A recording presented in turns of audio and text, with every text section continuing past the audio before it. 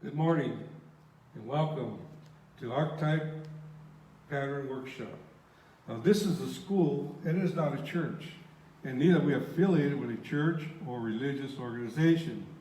This school is a nonprofit, non-denominational, religious and scientific research organization dedicated to proving the existence of Yahweh, our Elohim, and the operation of his eternal pattern, purpose, and plan operating throughout eternity unto this present day. Now this school is a result of a divine vision and revelation given to Henry Clifford Kinley in the state of Ohio in the year 1931. He has established branch schools throughout the United States, Canada, and certain other foreign countries. Archetype Pattern Workshop was established of February 2021. Now in this school, we use and teach by the true and original names and titles for the Father, the Word or Son, and the Holy Spirit, which are contained in the original Hebrew text. The true name for the Heavenly Father is Yahweh. It has been improperly substituted by Lord. The true title for the Word or Son is Elohim. It also been improperly substituted by God. And the true name for the Holy Spirit manifested in or out of a physical body is Yahshua. It has been erroneously substituted by Jesus Christ. Lord and God, they are titles and not names. The Apostle Paul, filled with the Holy Spirit, tells us in 1 Corinthians 8:5 that there are Lord's many and God's many.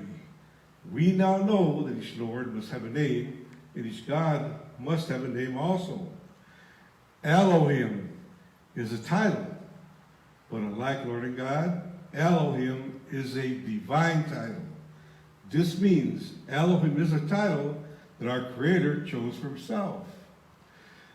Jesus is a name, but Jesus is an erroneous name. A minor investigation on your part into a good dictionary or encyclopedia would prove that the Hebrew language, the Greek language, nor the Latin letters in the alphabet that would produce the sound made by this letter J. Neither was there a letter J in the English language until some 1,400 years after the death of the Messiah. Therefore, such names as Jesus and Jehovah are impossible renderings for the true and original name of our Heavenly Father and his Son. Christ is a title, just like Lord and God.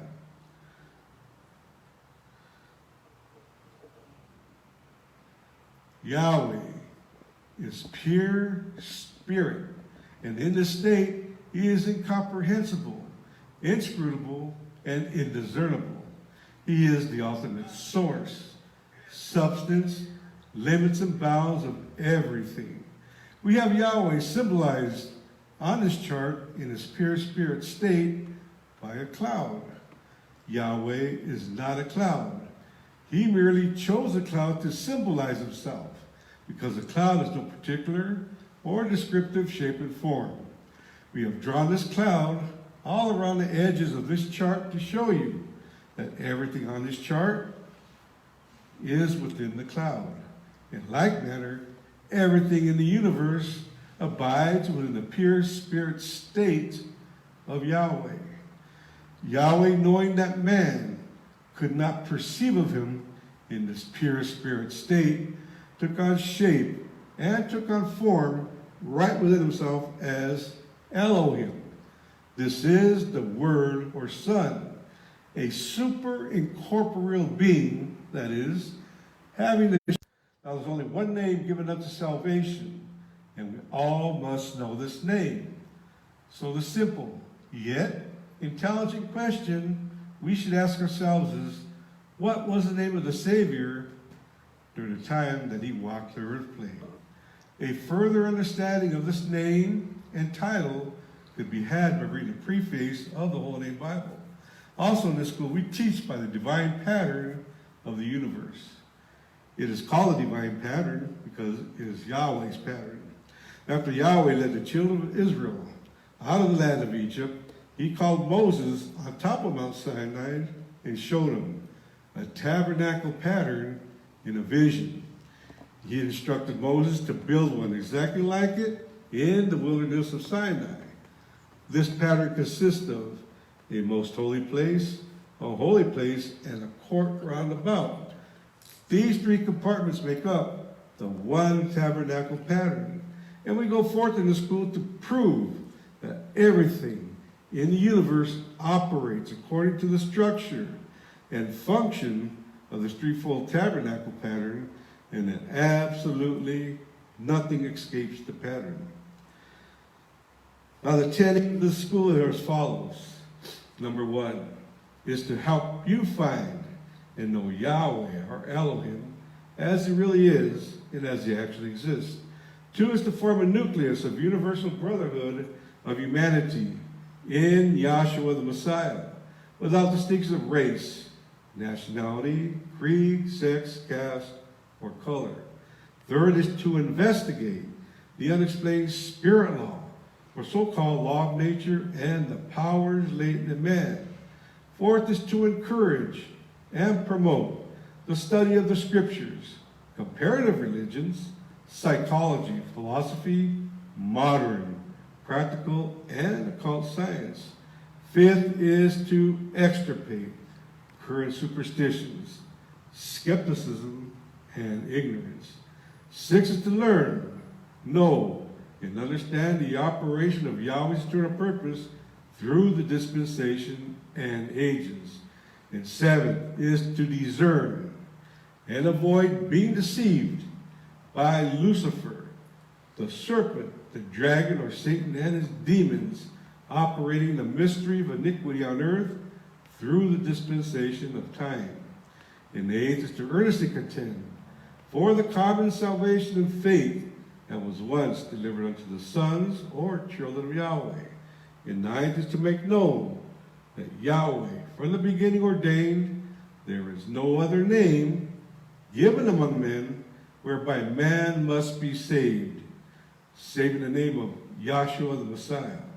And 10th is to inherit eternal life now in the kingdom of Yahshua the Messiah with the hope of immortal glorification in the newer state. Our watchword is peace. Our slogan is speak the truth. This morning we have prayer by Dr. Irene Ramirez. We'll have a selection of music. And our scripture lesson will be 1 John, the 4th chapter. Our scripture will be Dr. Nanette Ramirez.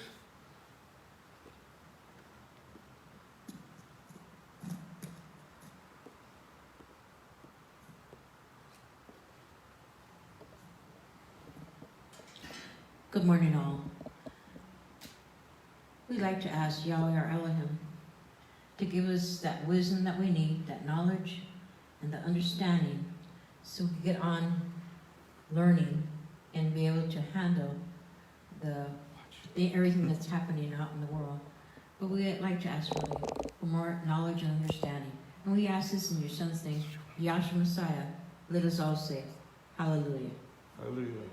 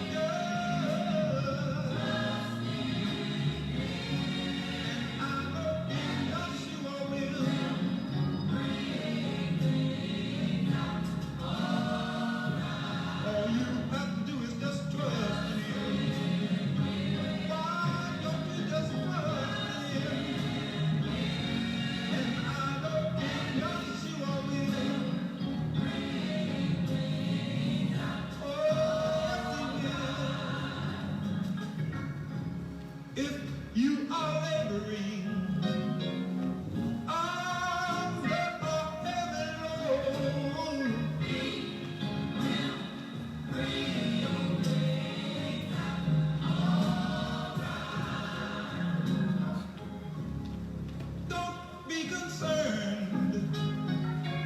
There's a brighter day on the road.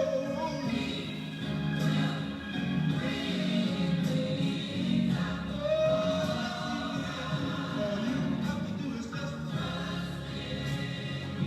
why don't you just trust Him? 'Cause I know Joshua will.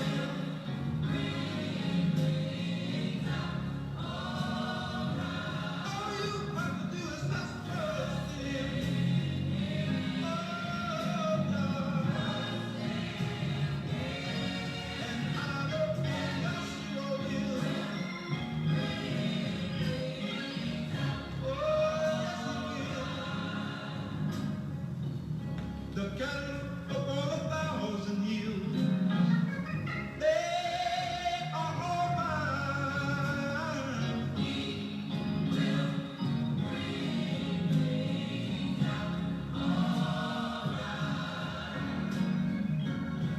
And I don't have to tell nobody when I don't have a dime.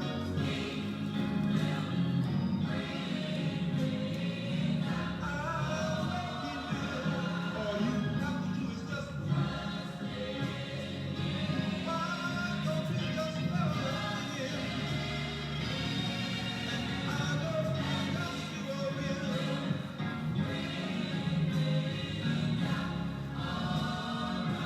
All you have to do is just trust Him. Oh, God. I know Joshua will. Oh, Joshua will.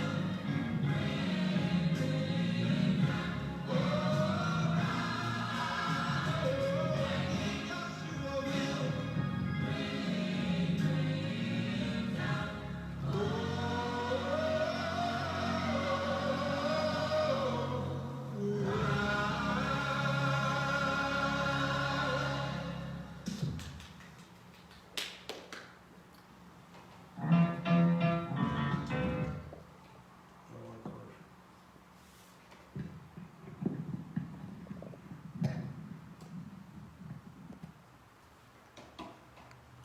Good morning, class. Morning. I'll be reading 1 John, 4th chapter, and I'll be reading out of the Holy Name Bible, containing the Holy Name version of the Old and New Testaments, critically compared with ancient authorities and various manuscripts, revised by the late A.B. Traina, the Scripture Research Association. 1 John, 4th chapter.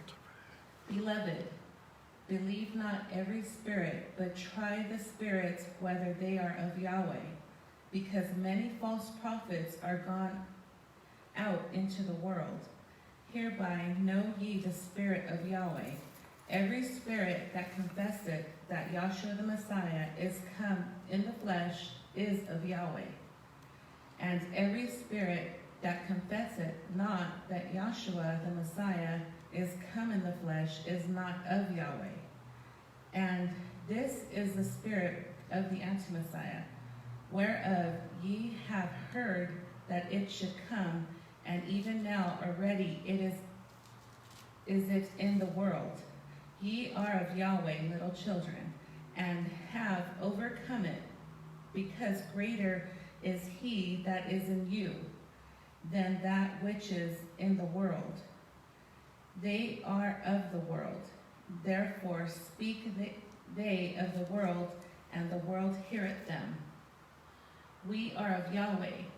He that knoweth Yahweh heareth us. He that is not of Yahweh heareth not us. Hereby know we the spirit of truth and the spirit of error.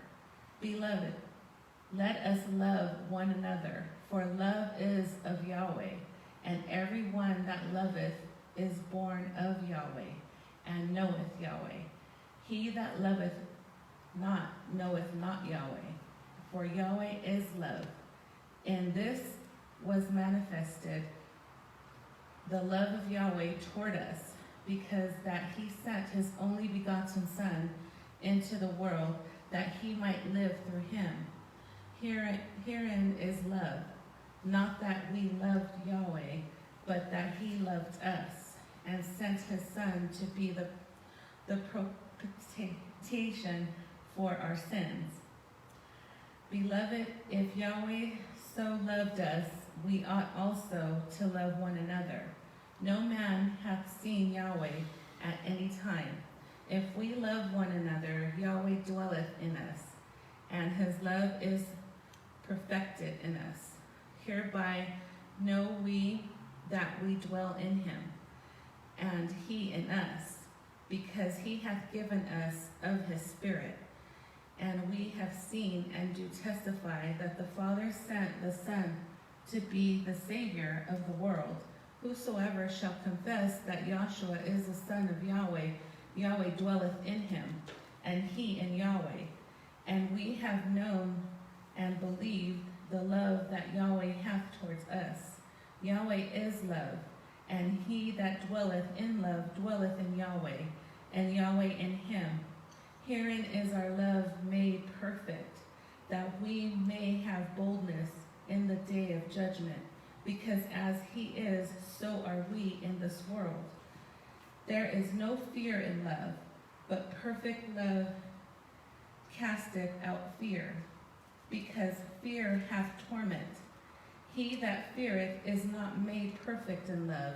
We love him because he first loved us. If a man say, I love Yahweh, and hateth his brother, he is a liar. For he that loveth not his brother whom he hath seen, how can he love Yahweh, whom he hath not seen? And this commandment have we from him, that he who loveth Yahweh love his brother also. I have read 1 John, the 4th chapter. Let us all say, Hallelujah.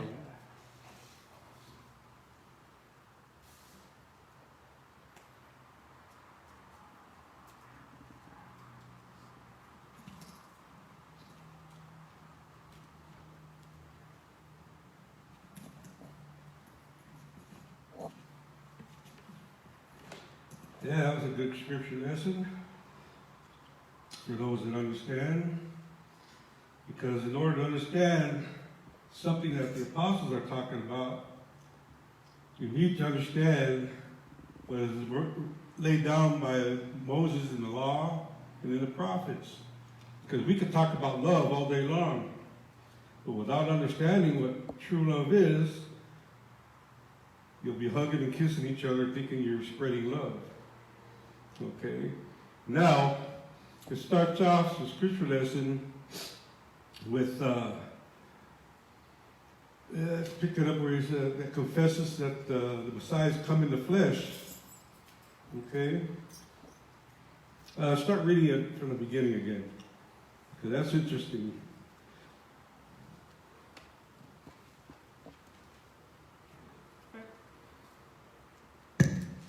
First John chapter 4. Beloved, believe not every spirit, but try the spirits whether they are of Yahweh. Try the spirits whether they be of Yahweh.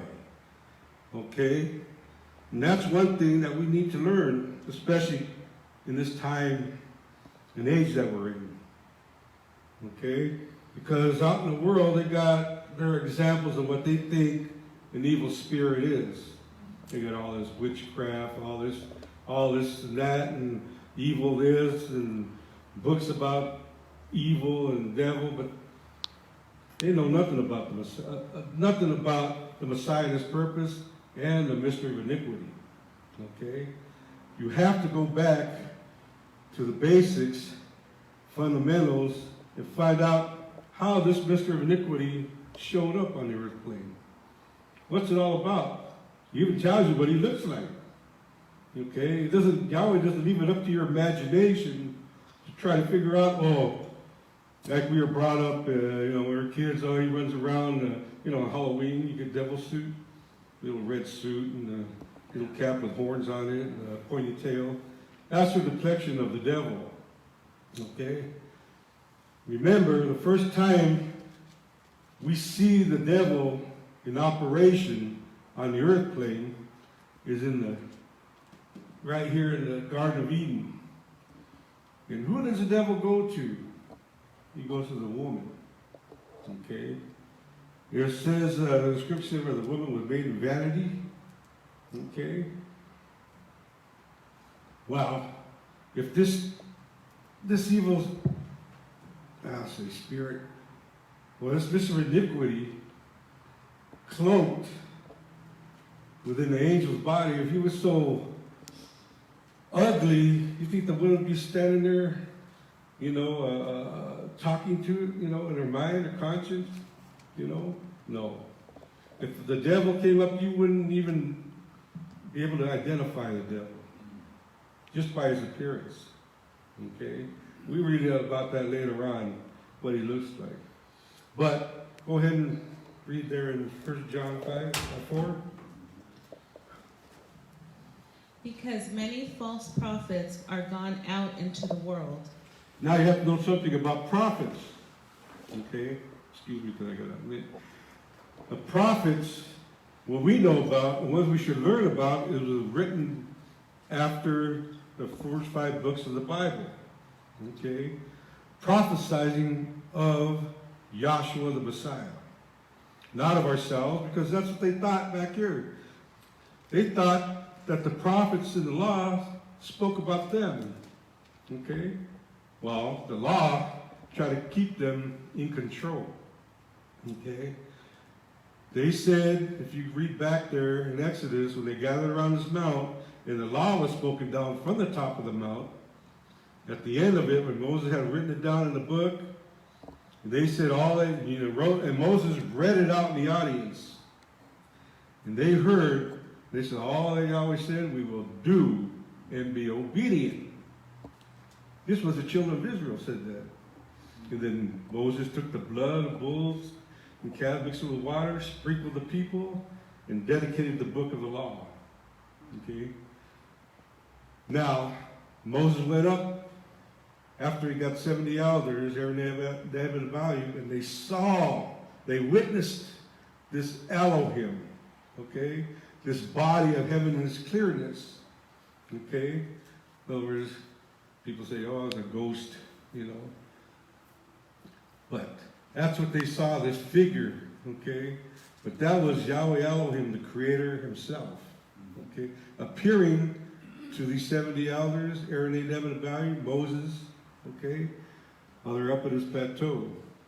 And they see it, and then after Moses was called up into this mount, and there he was up there 40 days and 40 nights.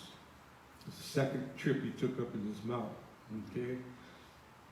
At the end of that 40 days and 40 nights, he comes down. He went up, first of all, he went up to get this table of stone. At the same time, it was being spoke down from the mount. It was also being written with the hand of Yahweh, or Elohim, and these tables of stone. 10 laws. Moses was to go up there and receive these laws and bring them back down. But Yahweh showed Moses some things. You can read about it in Genesis and in Exodus. Okay? Now, when he comes down from up there that period of time, he sees something that really disturbed him. Because when he was up there for the first 6 days, you read about that in Genesis. And then it says on the 6th day, he created man from the dust of the ground. On the 7th day, he rested. Okay? And then from then on, those next 33 days, showed him this construction of how to build this tabernacle. Okay? This was heavenly things, or divine. Okay? He was supposed to make it down here in the wilderness of Sinai. Okay? So when he comes down from the mount, he has the specification in his mind how to construct this thing. And the first thing that Yahweh told Moses to build was the Ark of the Covenant. Okay? And what was to go in the Ark of the Covenant was these tables of stone with the law written on them. A jar of manna that Yahweh fed them in the wilderness. Aaron's rod that budded, because to show who's going to be the high priest, each of them threw the rod in there. And Aaron's rod budded in all this. He was the chosen one. Okay? That was supposed to go in this Ark of the Covenant. Okay? And the way it was built, it had this chest, this is the Ark, and on top there was a seat. And these two archangels facing toward each other, but witnessing in the cloud. Okay? So when Moses comes down with everything he saw, Adam and Eve, perfect peace in the garden, okay? And then he showed the construction of the tabernacle. Now, he comes down and he sees his golden calf. And they're partying. And they're having all kinds of things happening out here. Orgies, whatever. And it was so disturbing to Moses because these are the people that said, what Yahweh said, we will do and be obedient. They couldn't wait up there for that long. Well, we couldn't do any different. If we see Moses going to this fiery cloud on top of this mountain, he hadn't come down for a couple of days, 10 days, 15 days, what would be going through our mind? Okay? So they had the I can't help us. So they went down, Aaron told them, break off the gold off the rings, and they built this golden calf, and they worshiped it. Okay. Now, these are examples for us to go back. The prophets prophesied of the Messiah. Okay?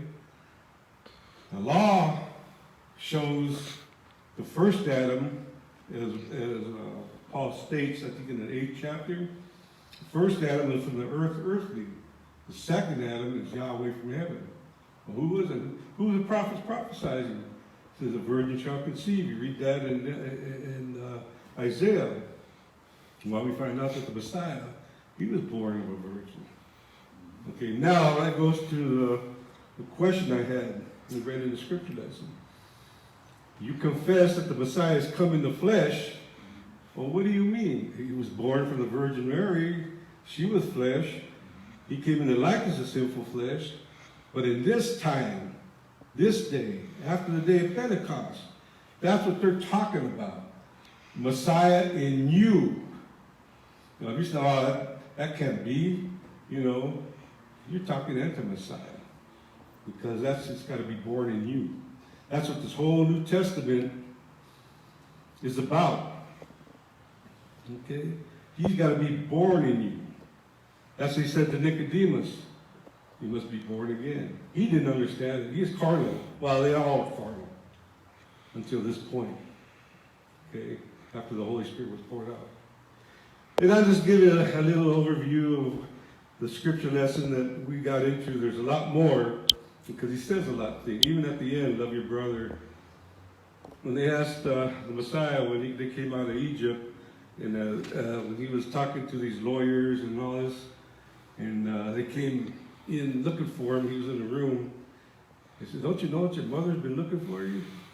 And he turned and he said, who is my mother and who is my father? Those that do the will of Yahweh.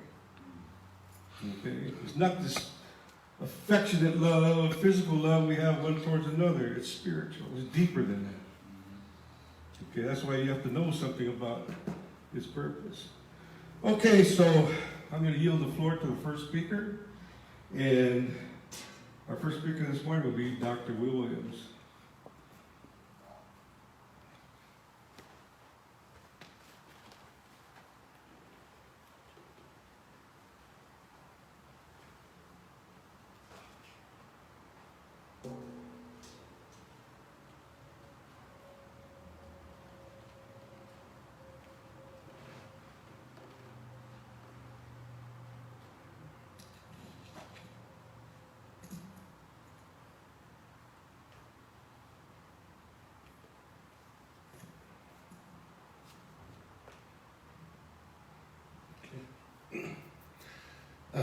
Good morning, class. Actually, I'm the second speaker because I thought what was said constitutes being the first speaker. I thought so. John, So, a couple of things right quick. As far as our viability as an organization, we're continuing with our paperwork. So, officially, as of right now, we have a board of directors. and we have a board of officers, okay? Our board of directors so far is myself as president, Irene Ramirez, she is our secretary, and Kenway Kleinschmidt is our treasurer. Okay, so we have that down for right now at a minimum. Right. All right, so, and then once again, I'm working on this paperwork with some legal folks to try to get this federal exempt status. It's the 501(c) or C3 or whatever it is. You know. I'm learning more about Satan's kingdom as I go along, okay? Nonprofits. And, so that we officially become a nonprofit organization. I mean, a scientific and religious nonprofit organization. A school, huh? Oh, yeah, I know. It's one of these cheap wire-bearer shirts I bought down at O'Vera Street, you know. And only because, I have, someone told me I look more dignified with a suit coat on, okay? I don't know where they got that from, but anyway. Yes, sir. Before you leave it, are we going to have a deed? That's a good question. I was talking to Iggy about that earlier. That depends on well, I suppose, and if we constitute ourselves as a school, and I didn't really think about it, but I suppose if we constitute ourselves as a school, then that means that there has to be some sort of licensure type of thing as far as ordination, of ministers and teachers, that kind of thing. More than likely, myself, I'm not trying to be, but if I can avoid it, fine, but if that's part of it, I suppose when Dr. Kinley, when he started, he had to go along with the rules that were, and I remember, I've got a copy of that first constitution that he made, and it talked in there about matriculation fees and all this kind of stuff, which I don't think anybody ever collected, but they had to do it according to the laws of the land. Right. That's pretty much basically State. it. We have to do this according to the laws of the land. So, like I said, me and Iggy was just talking about it earlier before you came. So more than likely, if we're going to say we're a school, and we are saying we are a school, we're not a church, then if the law of the land requires us to have a dean, because deans are in schools, okay, dean of students, that kind of thing, then we will adapt to that, okay, and we'll just, it'd probably be similar to the Constitution in some respects of what IDMR had, because what I have as a template, I have the Constitution of the Oakland class. They're an entity. They did this because they wanted to buy the building that they're in. They meet it. They own that building, so they created a corporation to do that. And so I'm basically using that as a template, and maybe with some tweaks here and there as far as the membership, because it doesn't have anything in there about membership or deeds, for that matter, because that wasn't the purpose of it. Okay, so I can use that as a template, which I am. And then maybe put some tweaks in there as far as membership, because what I want to do with membership is that anybody that's watching us live, whether it be on Facebook or YouTube, if you're watching us live, it counts as attendance. All right, and that attendance can count toward membership. Okay? And the membership, it doesn't necessarily have to be like people in this room, though I would like to see a few more people in this room. But membership is broad and worldwide. I mean, if you're watching us live, then we'll consider you in attendance, and that will count towards your membership. Yes, sir. Should they say they're subscribing? That's yeah, you could say that, and because someone asked me that the other day about subscribing. Okay, like if you subscribe to our YouTube page, it is free. Look, we're not collecting any dues or any tithes, if you will. I mean, this is all free will donation. Nobody is getting paid here. All right, I'm not getting paid for this. No officer's getting paid. This is all free will donation, whether it be monetary or labor or service or anything like that. See, that's that's what we're doing. So as far as subscribing, you can subscribe to our YouTube page, and all it does is let you know whenever we upload the videos on there or if we're live streaming. Okay. Same way with our Facebook page, you can subscribe to that. Okay, but there's no dues involved. There's nothing like, well, you got to pay this or pay that. It's nothing like that at all. Okay. Any other questions that I need to address? Yeah, that's basically where we're at this point. There's some fees involved as far as the filing of the federal. I think it's going to cost $275, that kind of thing. So we can handle that. Right now, I suppose we'll probably be here another month, okay, which is not bad, but we are looking for better accommodations, something on the first floor, something we can keep our stuff in, and maybe we can expand to at least 2 nights a week, you know, at least, you know, that kind of thing. So we're looking out for that, but we'll take what we're given. Right. So right now we're here, and we truly appreciate Hamilton Steakhouse for allowing us to rent their banquet room, Right. you know, and to Miss Marlene, you know, for hooking it up for us. Okay. I think that's all I have on that. Does anybody have any other questions? Okay. All right. I appreciate the first speaker, what he said, what he had to go through, and basically, you know, he was talking about what the true government is really, you know, which is Yahshua the Messiah. All right, and that's the law of the Spirit. That's the true law that runs everything. Right. Okay. I was gonna, I don't know if I could or should, because I left this up here from last week, and I was gonna try to do maybe a little continuation from that. And that's why I brought that big chart right there. Why don't you grab that for me, Michael? You would?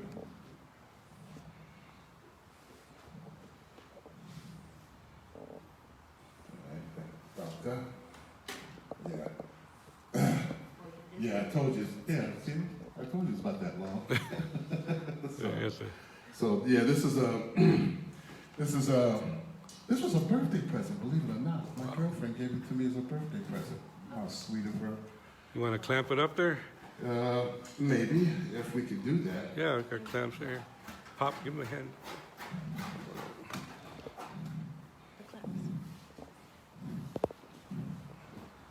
Should be in the bag. Oh, you ready to have a stick in there, huh? Yeah, it does. Oh. It does. It does. Oh, okay. That puts a little light on the subject. Yeah. It's a nice chart. Dr. Williams, was that created by Dr. Carl F. Gross? Yes, it was. He and Dr. Kinley created this. Actually, I was hoping you could tell me more about it. You were around at that time. Yeah. Okay, that should hold it, I think. And back then, it was called just the map, right? It was called the map. Okay. It was called the map. All right. The term Daniel chart didn't come along until, who was it?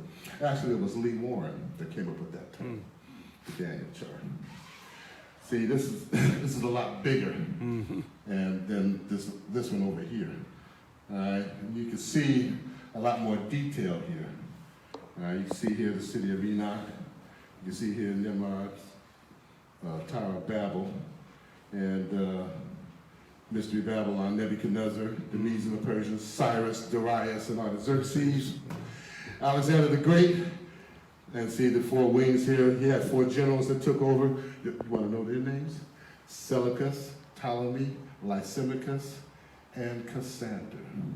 How about that? Yeah. And then after that, we have pagan Rome that takes over.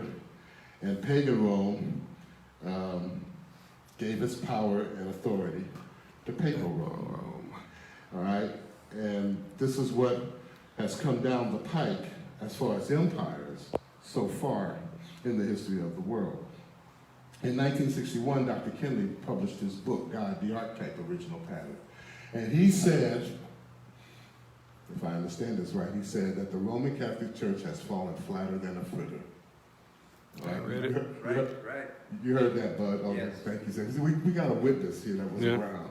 So if you don't, if he doesn't mind, I'll go to him and ask him if he heard this, that, or the other.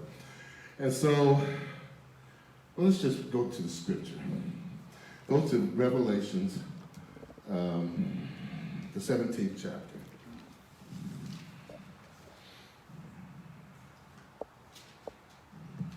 I guess you could start like around 4.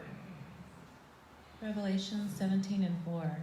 And the woman was arrayed in purple and scarlet color, and decked with gold and precious stones, and pearls, having a golden cup in her hand full of abominations, and filthiness of her fornication. And upon her forehead was a name written, Mystery Babylon the Great, the mother of harlots and abominations of the earth. And I saw the woman drunken with the blood of the sons and with the blood of the martyrs of Yahshua.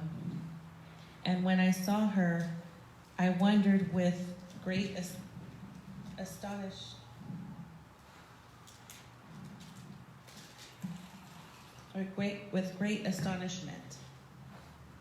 And the angel said unto me, Wherefore art thou astonished? And I will tell thee the mystery of the woman, and of the beast that carrieth her, which hath the 7 heads and 10 horns. The beast that thou sawest was and is not, and shall ascend out of the abyss, and go into the perdition. And they that dwell on the earth shall wonder, whose names were not written in the book of life from the foundation of the world, when they behold the beast that was and is not and yet is. And here is the mind which hath wisdom. The 7 heads are 7 mountains, on which the woman sitteth. And there are 7 kingdoms, 5 are fallen, and one is, and the other is not yet come. Okay, now hold it right there. Now, we went through this the last time. See, these are the 7 heads, and we'll get to the 10 horns in a minute. And it says now, in AD 96, when John is receiving this vision, 5 of these kingdoms have fallen. Okay, and one is, the one that is at that time in AD 96 is pagan Rome. And then the one that's not yet to come, the papacy had not yet come in AD 96. But when it do come, it will continue a short space. And it did until 1961, when Dr. Kinley wrote his book. Okay? See, that's the thing, yeah, and it's still on the chart. See, let's just look at it. First, the city of Enoch, because see, here's this serpent coming out. Right. The same serpent that was up here in the garden. See, incarnated in man, all right, and these kingdoms rising up out of the sea of men. City of, and these are universal dynasties. These are the cream of the crop. Right. You know, above all the other kingdoms. City of Enoch, Tower of Babel, Nebuchadnezzar's Babylon, the Medes and the Persian, and the Greeks. These 5 had fallen by the time John is looking at it out here on the Isle of Patmos. And then one is pagan Rome, because how did John get out there to the Isle of Patmos? Did you know that was a prison for him? Right. He was sentenced out there by one of the Roman emperors. I think it was the Emperor Trajan. Sentenced him out there. This was not Paradise Island. It was a prison for John. Mm-hmm. And so he's out there, and he's the last apostle. All right? And then the one that's not yet come, the papacy hadn't yet been quite established yet. But when it did, it carried on for quite a while. And then, where you at? Keep reading.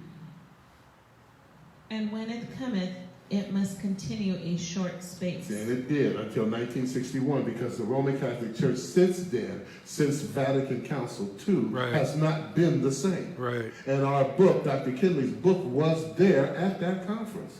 See, and so because of that, it changed a lot of things. And, you know, look, a lot of these kingdoms, look, Greece still exists as a kingdom, but it's nowhere near what it was when Alexander the Great was around. The Medes and the Persians, they still exist as peoples. Persia, that's Iran. I live in a Persian neighborhood, believe it or not. Yeah, I live in a Persian. My doctor's Persian. He's a Persian Jew. My dentist is a Persian. It's just a lot of it around where I'm. But they exist as a country, but they're nowhere near like it was during the days of Cyrus the Great, or Darius, or Artaxerxes. The Medes are still existing. The descendants of the Medes, they're called the Kurds. Right. And they don't have a country.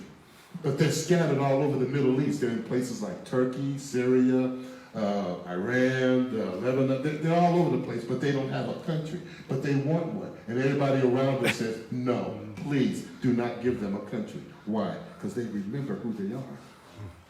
They got long memories over there. Okay?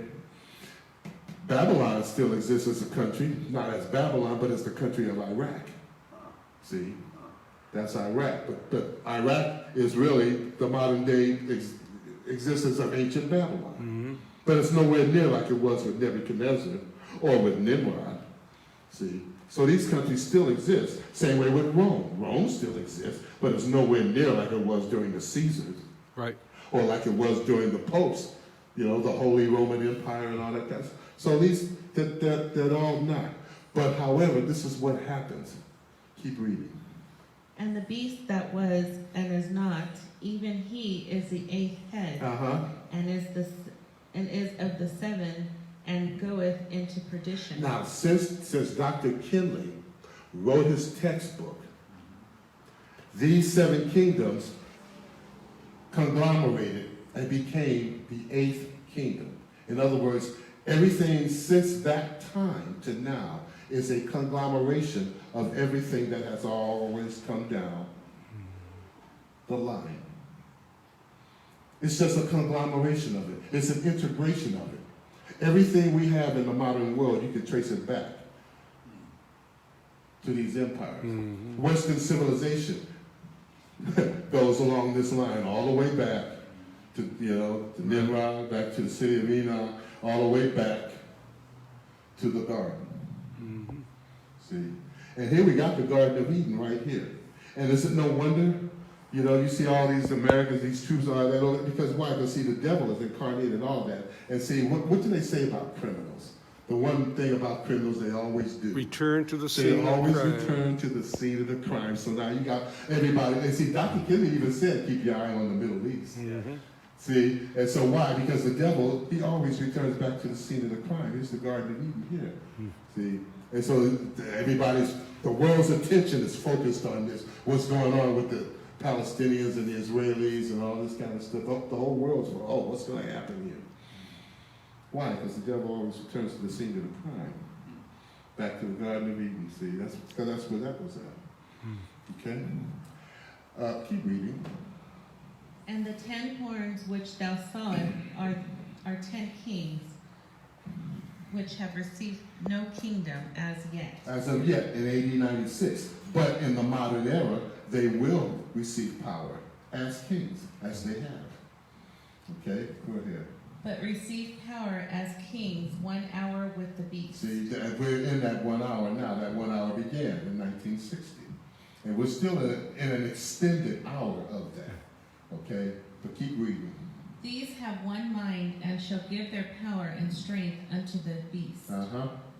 These shall make war with the Lamb, and the Lamb shall overcome them. In other words, the gospel. Right. What you're listening to up in here, this is what's going to protect you from all of this. In other words, you may not, Paul says this, you have not yet resisted unto blood. Right. All right?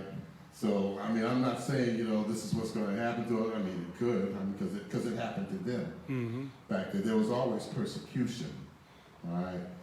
And see, and those that speak the truth, see, they're gonna be looking out for you.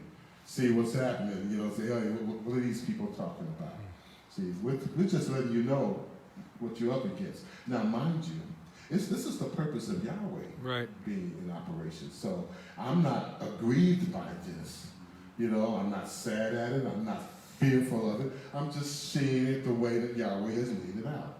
And if he's laying it out, then I already know that he's already provided for us, those who believe, a way of escape. Mm-hmm. All right? Keep going. For he is the mighty ruler of kings, Mm-hmm. and they that are with him are called and chosen and faithful. Mm-hmm. And he saith unto me, the waters which thou sawest, where the whore sitteth, are peoples Mhm. and multitudes, Mm-hmm. and nations and tongues. Mm-hmm. And the 10 horns which thou sawest upon the beast, these shall hate the whore. Now they shall hate the whore. Why? Because Yahshua said this. Satan's kingdom is divided against itself. See? So they're not going to be getting together on a lot of it because there are things that, I mean, what's the old saying? There's no honor among thieves. Okay? Simple as that. And even Dr. Kinley in his book outlined, the different Satan's kingdom divided against himself when he talks about the communist system versus the ecclesiastical system set up by the Pope. See, these two are at odds with each other. Right. Even though they're of the same, they're created by the same adversary. Right. But it's done that way by Yahweh, see, to show forth who's the master. See, look.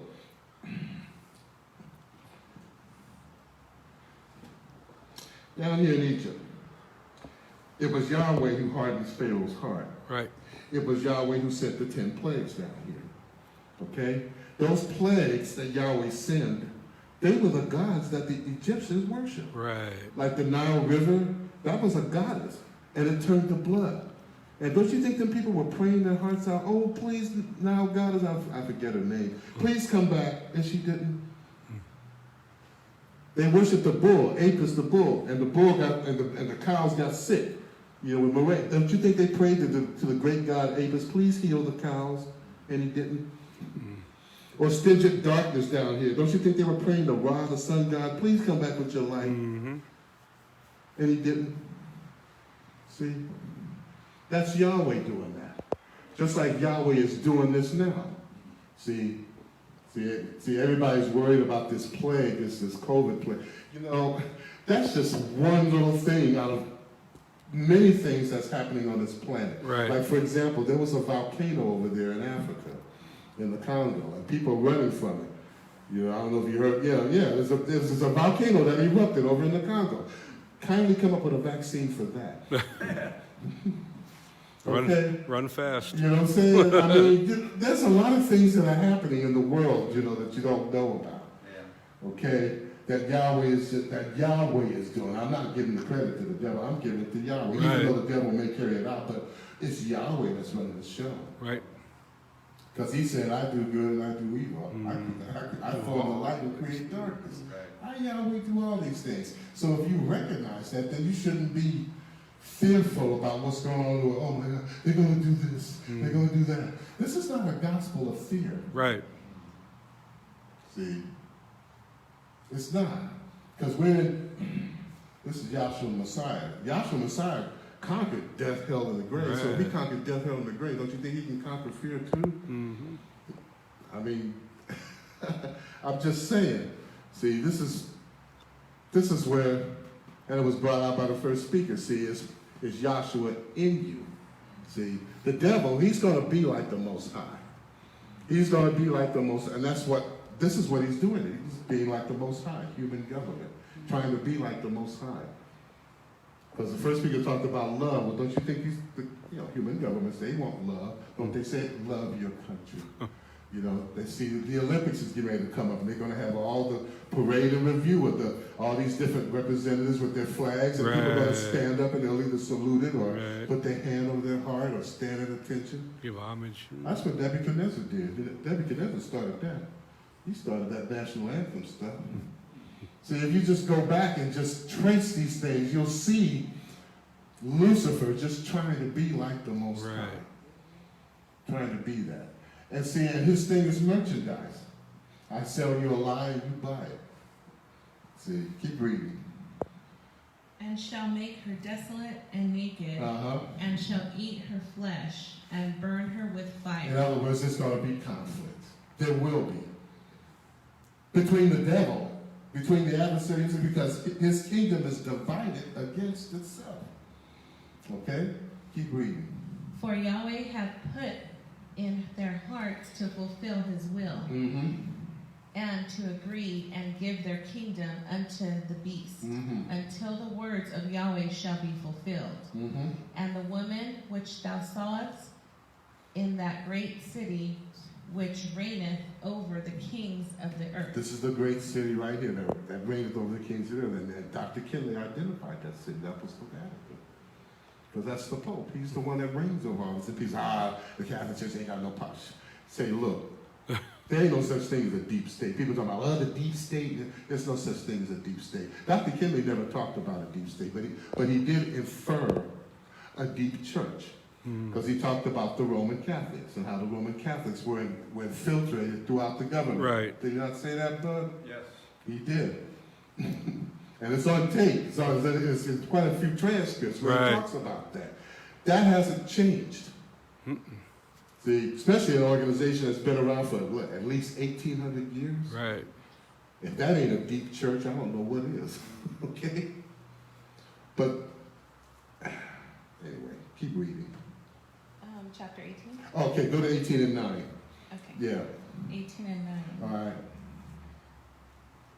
And the kings of the earth who have committed fornication Mm-hmm. and liveth deliciously with her shall bewail her and lament for her when they shall see the smoke of her burning, standing afar off for the fear of her torment, saying, Alas, alas, the great city Babylon, that mighty city, for in 1 hour is thy judgment come. For in 1 hour is that judgment come. See, talking about the lake of fire.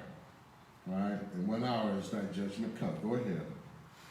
And the merchants of the earth shall weep and mourn over her, for no man buyeth their merchandise anymore. And the merchandise of gold and silver. Now see, all of this, she's going to read. See,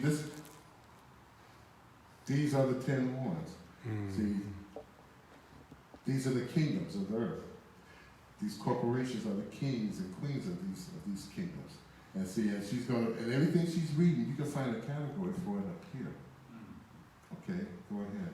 The merchandise of gold and silver and precious stones, and of pearls and fine linen, and purple and silk, and scarlet, and all thine wood, and all manner vessels of ivory, and all manner vessels of most precious wood, and of brass, and iron, and marble, and cinnamon, and odors, and ointments, and frankincense, and wine, and oil, and fine flour, and wheat, and beasts, and sheep, and horses, and chariots, and slaves, and souls of men. And souls of men. Even you are a commodity to be bought, paid, sold for, bartered for.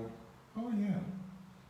You can see it all the time when you watch these religious programs. I remember Billy Graham when he was alive. Billy Graham was he was an evangelist. He was America's evangelist, so to speak. But he didn't have a church of his own. What he would do, he would come to your event, like here, you rent a big, arena or something, and say, okay, Billy Graham is going to be here, and thousands would flock and would, come to hear Billy Graham preach and all this kind of stuff. And then at the end of it, he would say, for those of you who want to give your life to Jesus Christ, come on down here and accept the Lord and be prepared to be baptized or whatever. Come on down. And so people would come down, and they would come down to the pulpit, and literally they would pull you into the pit. And they would come there and they would pray over you, okay? Now, Billy Graham does not live in that town. So we'll use Covina. Let's say Billy Graham came to Covina and they had a big event, okay? And so the people that come down and they pray for him and say, I want to give my life to God, okay? Now, Billy Graham, he doesn't have a church here. He's moved on to the next town. However, they'll get your name and your number and your address, and they say, well, where do you live? Well, I live in Pomona. Oh, well, his pastor so-and-so. He's got a church in Pomona. You can go there. See, or you say, well, I live in Covina. And so, oh, well, this is Pastor so-and-so. He has a church in Covina. You can go there. See, they start divvying up the souls. Because Billy Graham, because see, you came down because of Billy Graham, but Billy Graham don't live here. Billy Graham gone to the next town. So you're there, so what do? Oh, well, these preachers over here, this consortium of preachers that asked Billy Graham to come here, they're the ones you got to answer to. Because they're looking at the crowd, okay, we got a nice crowd here. Where are you from? Oh, I live in Montclair. Oh, well, this is Pastor so-and-so. He lives in Montclair. You can go to his church. You see how that works? Bartering. See? First they get all the people together, then they start giving you up, you know, that kind of thing. Being bartered, traded, sold for, Right. all of that. Your soul. That's how they do that. They still do that. Now they got these mega churches now. Oh, yeah. I mean, good gosh. You know, all these 10,000, people. I mean, my gosh, if 10,000 people gave $1, you know how much money that is, you know? I mean, and these guys get money And too. they're doing they, it. My. And what they preach, I don't get. What is so fantastic about what they're preaching? I guess maybe it's a feel-good thing because they have a good choir or, backup singers and they playing and all of that. But I don't get it. They're not teaching the Bible. They're talking about, well, this is how you should live your life. Right. That kind of thing. I mean, which is no more than what you should do. Good morals and all. But where's your knowledge at? Right. Where's the knowledge of all this? Okay. Now. This is the 8th kingdom that we're living in now. The 8th satanic kingdom, which is a conglomeration of the previous 7. Okay? Now, let's see what I want to do. I do want to say something about this. I want to say something about this and then we can push on. Why this is here. This is England, or Great Britain, more correctly. Great Britain, the United Isles of Scotland, the United Kingdom of Scotland, Ireland, and England, okay? Now, it says here wife, and up here it has husband. Now, when you go back in history, see, you have to go back to the days of Henry Tudor, whom we know as Henry VIII. And the biggest thing most people know about Henry VIII is he had 6 wives. A couple of them he executed, okay? But all of this was part and parcel of him trying to get a son or an heir to his throne. Right. Okay? And it's a long story. You'd have to read about it, where the Vatican did annul one of his marriages. They did annul one of his marriages and he did have, with his wife so that he could hook up with another lady who did give him a son. I think his name was Edward, but he was a sickly child and he eventually died. And he had other children. He had Elizabeth by, who was it? Was it Jane Seymour? No, who was it? Anne Boleyn? Yeah. Anne Boleyn, that was her mother. Thank you. I appreciate the history reference. Yeah. Elizabeth, yeah. And I think she got beheaded. Yes. Anne Boleyn, yeah. Henry VIII cut off the head of the mother of the woman who was going to be queen, okay? Now, it didn't happen. There was a couple of folks in between there, like Edward and the other one, that she was like queen for like maybe not even a year. Lady Jane? Mary. Oh, Lady Jane, that's the cousin. Yeah, she was queen for a hot minute, Yeah. and then they got her, and then they got Mary, Queen of Scots. That's another cousin. But Yeah. before Elizabeth, there's her sister Mary. Yeah, That Mary. was- Yeah, Her mother's marriage was the one that was annulled. right. Yeah. Okay. I know, it's almost like a soap opera. You know? It really is. But here's the thing. What Henry VIII did, in the end, he divorced himself from the Vatican or from the Roman Catholic Church, and he created Right. the Anglican Church of England. And it still stands to this day, where and really they're just a mirror image of the Roman Catholic Church with only 2 distinct differences. One difference is the head of the church is the king or the queen of England, then the Archbishop of Canterbury, which is like their version of a pope. And 2, their priests are allowed to marry, whereas Roman Catholic priests are not. Okay. Other than that, they pretty much have the same forms of worship, the same type of liturgy and all, and that's the only difference. Okay. So that's why it says wife here and husband here. That was a divorce. See, and so England, see, when it comes to, I'm going to erase this. I hope y'all wrote this down. Watch the video. That's the Church of England, right? Church of England, right. The Anglican Church. That is the Church of England. Okay.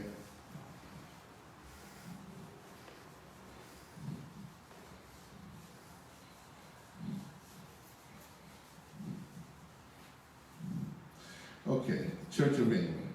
Now, we told you this once before about history.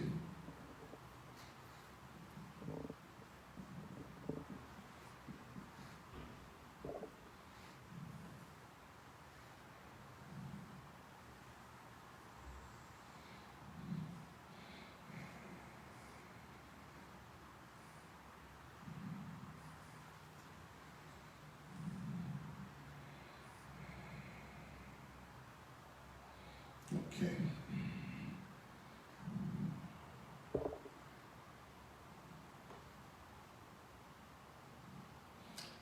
All right.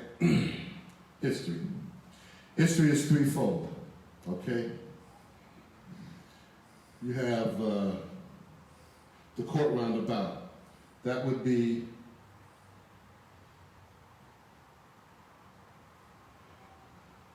ancient history. All right. Ancient history goes from 4,000 to, well, I'll say 4,000 BC to 476 AD, which is the fall of the Roman Empire. Okay? Now, that's a long way. Just like from the gate to the door here is a long way. It's a long step. Okay? That's the ancient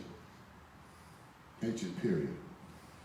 Here, I'll make this a little shorter. Medieval.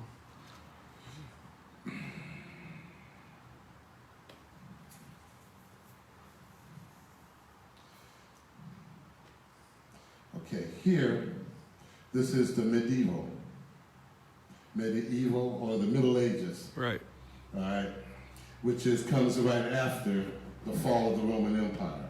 So we could say, we'll just round it off, we'll say 500 AD to 1500 AD, which is around the time of the Reformation and the Renaissance. All right, so that's like a 1,000-year period for the medieval time. All right, this would be the modern era.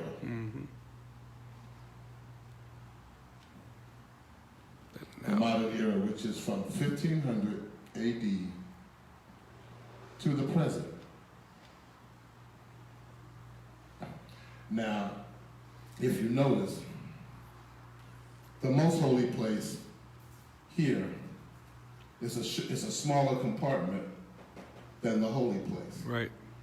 Right? So that lets you know that the modern era, which is only like 500, a little over 500 years old, is not going to last as long as the medieval period, which is 1,000 years.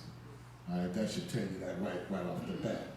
All right, and if you ever notice, because it was talked about the Ark of the Covenant here. All right, the Ark of the Covenant had the cloud Right. between the wings of the cherubim, right? Okay, and in the cloud there was the flash of shadow. Just from a natural standpoint, what do clouds contain? Lightning. It contains lightning as well as rain, but lightning. Notice how the modern era, see, we use electricity. Right. Electricity runs the modern world. If there was an EMP Oh. that happened, an EMP is an electromagnetic pulse. Right. All right, and knocked out all the electrical equipment, and we'd be in the dark. We would be maybe just a cut above naked and afraid. All right. At that point, and unless and for many of us, we grew up in the city. We would, I mean, what little I know about the woods, my dad, used to go hunting, and he used to make us help him skin the rabbits and stuff like that. I think I could probably remember how to skin a rabbit if I had to, eat and that kind of thing. But most of us would just be lost. Right. Because we're used to the modern world and the modern age and the things, the Industrial Revolution, the voyages, people, because that was around 1500. You know, Columbus, so-called, discovered America in 1492, right? You know, of course, the native people will have something to say about that. Right. You know, there's some teachers that, right? You know, in 1492, Columbus sailed the Ocean blue. that kind of thing. Yeah, they used to teach us that in kindergarten. I remember that. Of course, the native peoples would say, well, Columbus didn't discover America. What happened was he got lost, and we discovered him. Right. Okay, that's what I heard that from Russell Means. He was an American Indian activist. You know, he died a few years ago, but he was kind of cool. I read his work, and that's what we're in now. See, this is history in its 3 stages, and we're in the last stage of history, the modern era. Okay, so there's nothing after this. Right. All right, there's nothing after this. Right, so this is where we're at now. Okay, now in the modern era, that's when the slave trade started. Because the slave trade was the beginning of a global economy. Right. See, I wish I had an artist who could draw. Nobody can draw it. Okay. Basically, you had this.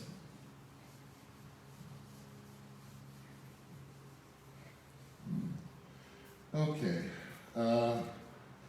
let's see.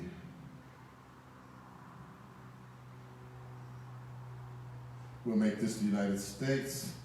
We'll make this, let me see, how did I got it over there?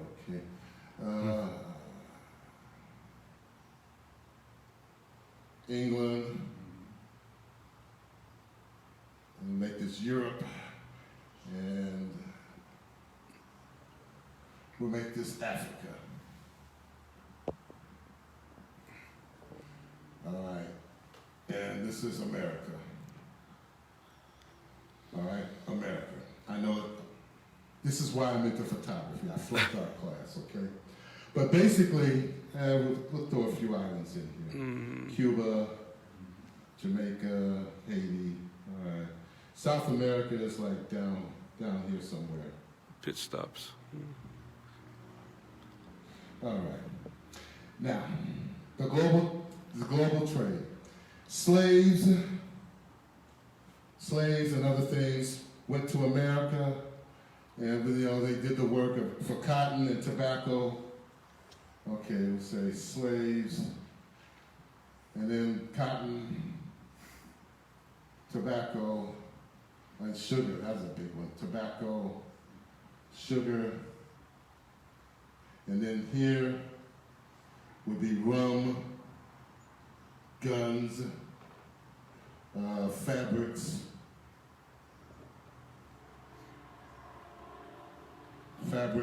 to Africa, and then slaves and some other goods, goods like, because there were goods that were brought here. Ivory. Not just slavery, but other goods that came from Africa to the New World, like watermelon, okra, certain products that weren't here. Then there were products that were here that were not here, like potatoes, potatoes, chocolate, things like that went over here. See, and spices, because people were looking for spices always. There was no pepper. Salt was plenty of supply in Europe, but there was no pepper. So people had to go, and see, the whole idea of Columbus was he didn't know about a big continent in a way. He just figured, well, he could just go around, sail around the world, and that would be, the quickest way to get to China and all of that. But this big continent is in the way. The New World, as they called it. It was called the New World. Okay? Now, but this is the beginning of the global, this is started in the modern era. This is the beginning of the global trade, right here. See, slaves and so on. We just read it in Revelation. We just read it. Goods, goods, always buying and selling these goods and stuff. And this is what began that. Now, Spain was here because Christopher Columbus was working for Spain.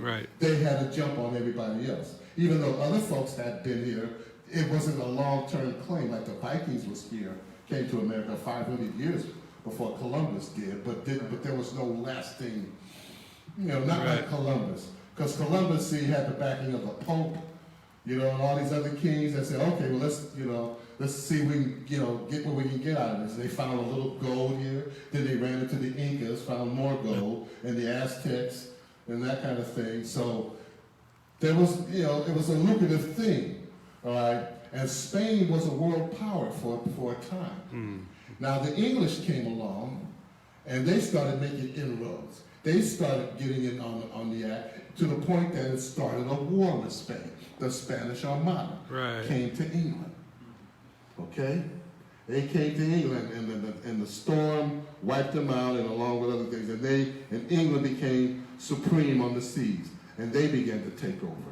See? And they took with them the King James Bible and the Geneva Bible. And that's how English got to be spread around the world, because they began to start doing colonies everywhere. All right? Because of this trade for cotton, tobacco, sugar, all that was money. Right. I mean, this was big time money. Mm-hmm. Okay? So it caused colonization of the English peoples around the world, to the point that the British Empire, which became one, said that the sun never sets on the British British Empire, because we have colonies all over the place. Mm-hmm. All right? Now, America. America is a breakaway colony from the English. Right. All right? And see, and during this time, you had English philosophers. See, English philosophers like this guy, John Locke. John Locke. This was beginning what they called, you can look this stuff up, the Age of Enlightenment.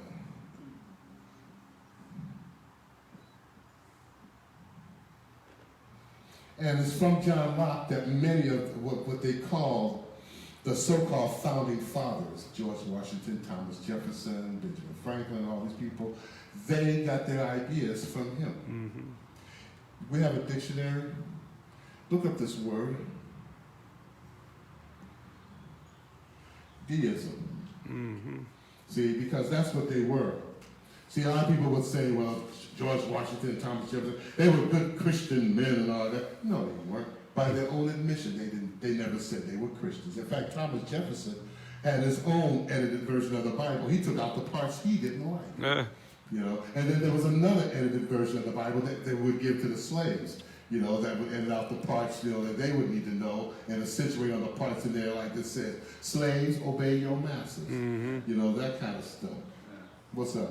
Deism, Uh-huh. belief in the existence of a supreme being, specifically of a creator who does not intervene in the universe. Uh-huh. The term is used chiefly of an intellectual movement of the 17th and 18th centuries. In the 17th, 18th, that's when George Washington and them lived. In the 17th century, Right. 17th and 18th century. The 1600s, 1700s, that's when this country, America, was born. So that's what they were at. They felt like this. They were deists. They said, well, God is not interfering into the affairs of men, then we'll do it. That's what they said. In fact, they were the ones that came up with this thing. And it's on the back of the dollar bill.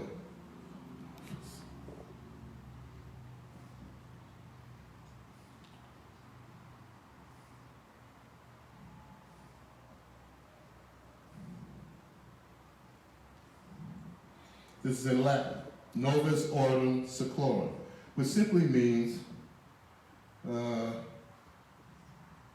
new order, new world, order, or basically order of the new world. Mm. George Washington and Benjamin Franklin, and Thomas Jefferson, they came up with this term. But now people use it like, oh, the new world order. America is the new world order. Don't you understand that? Why did they say that? Because of the new world. Right. North and South America, this was considered to be the new world. Right. Europe and all was considered to be the old world. And so George Washington said, and they said, well, we're in a new land, we're a new people. Well, we will dictate the order of this new world, of this continent. And actually, both continents. Because, who was it? James Monroe, who was president, he came out with what was called the Monroe Doctrine, which said that any foreign intervention by Europe or any other country, not just in North America, but in South America. He covered the whole hemisphere. He said, we, the American people, have the power to react to that. We have a right to say something to that. You can look this stuff up, the Monroe Doctrine. This stuff is written in history. See, it's all written in history if you take the time and look at it.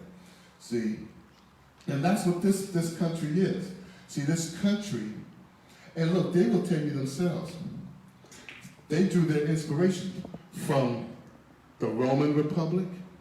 They drew their inspiration from the Greeks for democracy. They will tell you that themselves because they looked at history and they said, well, we think we can do something better. We can create a better government. Not only did they look at it at this time, there were other peoples during the same time period, a little bit later, that came up with their own version of looking at history. And seeing a lot of stuff that we have, that America has in the Constitution, it comes from John Locke. All you got to do is look him up. But here's another set of things that come up later. And this is this guy.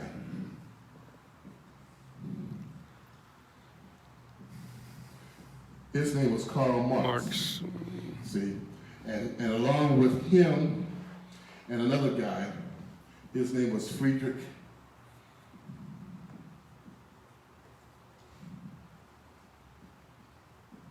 His name was Friedrich Engels. And they came up with their version of history, what's called the communist or the Marxist ideology of history. And listen, they draw back on history too. Karl Marx, he went back to the Greeks. He said, well, wait a minute, how did that happen? I thought the Greeks had democracy. Well, see, you study the Greek system, they were city-states. See, democracy came out from Athens, see, which was a city-state. Communism or Marxism came from Sparta. They were Greek, see, but there was a different system. See, the main thing about the communist ideology is the ownership of land. That's always been the thing. See, because from the Marxist point of view, and see, they had just came out of the feudal period. See, remember we said the medieval period? That was the feudal period where the king owned the castle, he owned the land, and he owns the servants that are on the land. The people that are on it, they were called serfs. See, and so therefore if you own the land, see, then you get a chance to develop it while people that just live on it, they live at your behest of what you allowed them to have. And see, that's what Marx was tried to change that by saying this: workers of the world unite. All you have to lose is your chains. That's the Communist Manifesto. So they talk about freedom too. See, they talk about freedom from the so-called capitalist monster, and yet Marx will tell you that the communist, there's really no such thing as a communist society as of yet, because a communist society, a true communist society, is really a utopia. First you have to go through capitalism. Then you have to go through socialism. Then you come up to communism. See, it's a threefold thing too within itself. I'm talking about that's how they explained it. Now, mind you, Dr. Kinley talked about this, and it's in the textbook. And he always said this too. He said this in a couple of lectures. He talked about the materialistic-minded Russians. Right? And I never understood that until I actually looked up the word materialism. Look up the word materialism. And see, now, that's the hierarchy. See, communism, there's really no communist country because no country is a utopia. Right. It's just that simple. But there are socialism, and there are various levels of it too. All right. And capitalism, that's still a balance. Okay. But do you have it? Do you want the philosophy? Yeah, the philosophy. That's what I want. Okay, materialism, philosophy. The doctrine that nothing exists except matter and its movements and modifications. The noun is a tendency to consider material possessions and physical comfort as more important than spiritual values. Okay, now materialism, that is, that's the belief that matter is it. Mm-hmm. The absolute liquid and solid, that's it. There's nothing beyond that. There's nothing spiritual about it. That's why these folks, see, they said this, that religion was a counter-revolution, was an opiate and a counter-revolutionary force. So that these guys were not into religions, okay? And in fact, if you really look at it, they're really a religion within themselves. Because when these people, other countries study the Marxist philosophy, they study Karl Marx, they study Friedrich Engels, but they also hail this guy.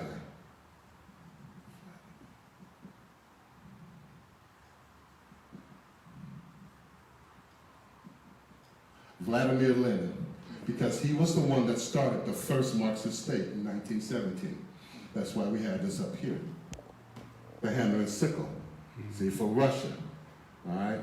Now, Russia's not, the Soviet Union doesn't exist anymore, but the materialistic-minded Russians still exist. Right.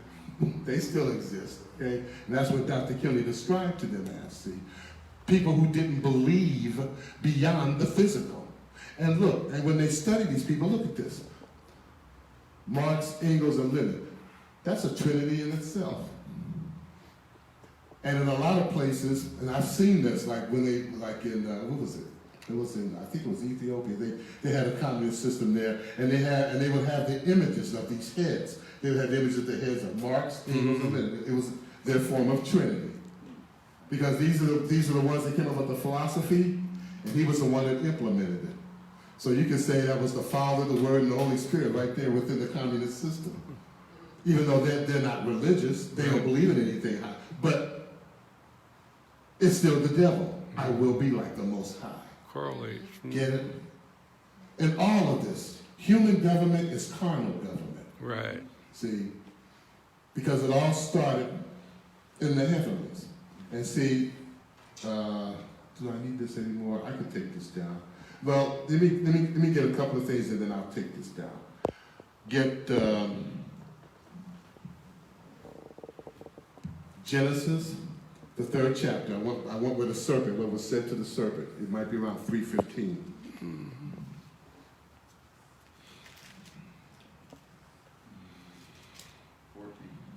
14? Okay. And Yahweh Elohim said unto the serpent, because thou hast done this, thou art cursed above all cattle and above every beast of the field. Mm-hmm. Upon thy belly shalt thou go, and dust shalt thou eat all the days of thy life. Okay, see, in other words, he's got to incarnate in the flesh.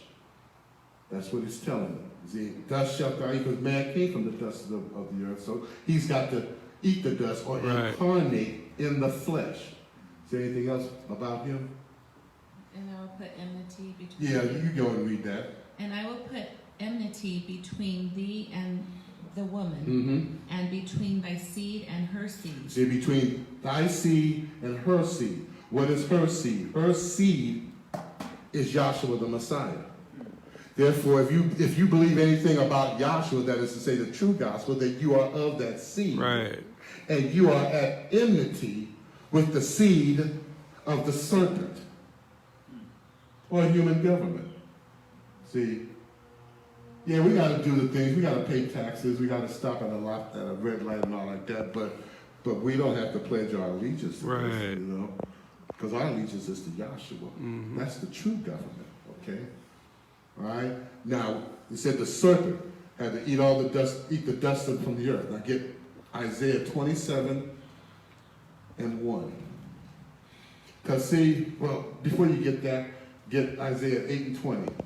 Somebody read that and then we'll read that. Just because there's a reason why I'm doing it like this. Isaiah 8:20. Yes. To the law and to the testimony, if they speak not according to this word, it is because there is no light in them. So you have to use the law and the prophets Right. of the Old Testament. Those first 5 books of the Bible, Genesis, Exodus, Leviticus, Numbers, Deuteronomy, that Moses wrote, and that's drawn out by what the prophets had to say, their testimony. All right? So now we read what Moses wrote. Moses wrote about the serpent in Genesis. And that he's going to crawl on his belly and dust will he eat all the days of his life. Moses wrote that. So Isaiah has got to draw out what Moses wrote to say this. Isaiah 27:1. Isaiah 27:1. In that day, Yahweh with his sore and great and strong sword shall punish Leviathan, the piercing serpent, even Leviathan, that crooked serpent, and he shall slay the dragon that is in the sea. See, you said, why is Isaiah writing about this? Because Moses wrote about the serpent back here. Right. So Isaiah is echoing that. See, dust shalt thou eat all the days of thy life. Well, he's eating the dust of men. And it's going to what read? In that day sing ye unto her a vineyard of red wine. I, Yahweh, do keep it. I will water it every moment, lest any hurt it. Now see, now it's Yahweh that's watering this mystery of iniquity, allowing it to grow. Right. Why? Just as he watered Pharaoh. He hardened Pharaoh's heart. See, he put the 10 plagues there, which were the plagues, which were their gods. Right. He turned Pharaoh's gods against them. He even turned Pharaoh against himself, because Pharaoh was a god. Right. Right? He was a god, and yet Yahweh took his son from him. He couldn't do anything about that. He couldn't bring him back. Well, I thought you were a god. But you can't bring back your son, your dead son. See? Yahweh is running all of this. That's why it would behoove you to understand the mystery of Yahweh, the purpose of Yahweh, which is divided into two distinct mysteries. There's a mystery of righteousness, and there's a mystery of iniquity. And they're both coming down together. And look, Yahweh has to create a worthy adversary. Just as he created Pharaoh to be a worthy adversary, and then poured out 10 devastating plagues, likewise at the end of this age, he's got to create a worthy adversary. Right. Down here, these 7 kingdoms conglomerating into the 8th kingdom. You know, these were, we dealt with them one kingdom at a time, but now all of these kingdoms are conglomerating together now, you know, and to one massive, really it's just like it was here. The city of Enoch was the ruler of the world, was the capital of the earth at that time. Now the whole earth, because of technology and the modern era, it's one, I mean, I can get on my phone and talk to somebody in China, halfway around the world. I remember a time when you couldn't do that. You know, I remember a time there was only like 3 networks, really. I remember a time when my family didn't even have a television, and my mom used to listen to soap operas on the radio. Yeah, you had a bug, go ahead. I remember when you picked up the telephone and you heard number, please. Yeah, it had a person. It was an operator. You know, hold the line, please. And, you know, and they would have to, you know, plug you in and that kind of thing. Yeah, that's the switchboard, the operator switchboard. You know, that kind of thing. But now, you know, we got computers on our phone now. I mean, it's just a whole new world. I remember vacuum tubes. You know, I go to film school and I dazzle my classmates. I said, you know what a vacuum tube is? You know, they don't know what a vacuum tube is. You know, I mean, that's when televisions were big and bulky. I remember when we got our first television, it took 2 guys to carry it in. You know, it was just all these tubes and stuff. And then the invention of the transistor changed everything. You know, that began the age of miniaturization, and everything got smaller. Because the transistor was like this, and it could do the work of these big, giant vacuum tubes that, you know, like we used to have. And, you know, chips. Yep. Yeah, if you want to see vacuum tubes, just go watch an old Superman cartoon. Right. You know, you see all that kind of stuff. You know, but the world has changed. The modern era. You know, the modern era, ancient, medieval, modern. See, this is where we're at now, according to history. And you know, it's the age of electricity. It's the age of wonders, so to speak. To the ancient person, it would be wonders, but to us, we don't think nothing about it. But yet there are things that we do that the ancients invented that we just improved upon. Right. For example, batteries. Batteries were created in the ancient world by the Egyptians. but they didn't know what to do with it other than bury it with somebody. But then we took the concept of the battery and said, oh, well, we could take this and, it could power this and power that, and we can make it a little miniature and this kind of thing, all of that.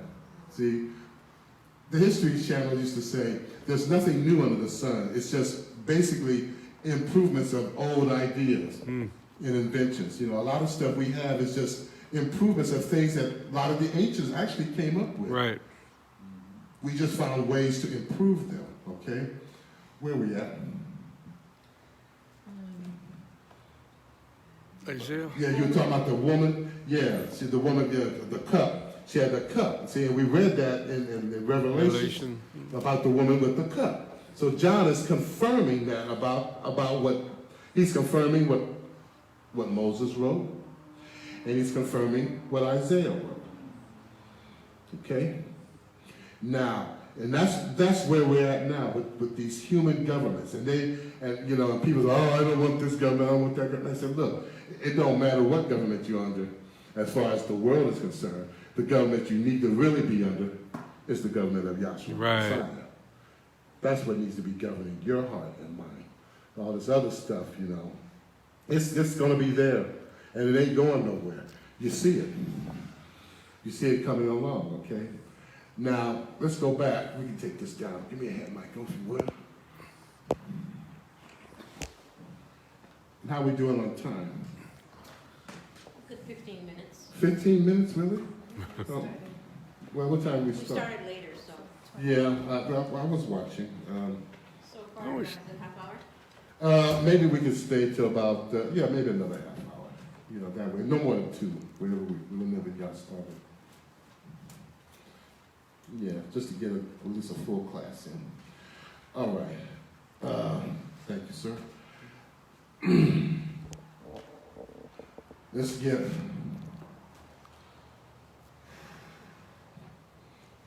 Revelations 12 and 3.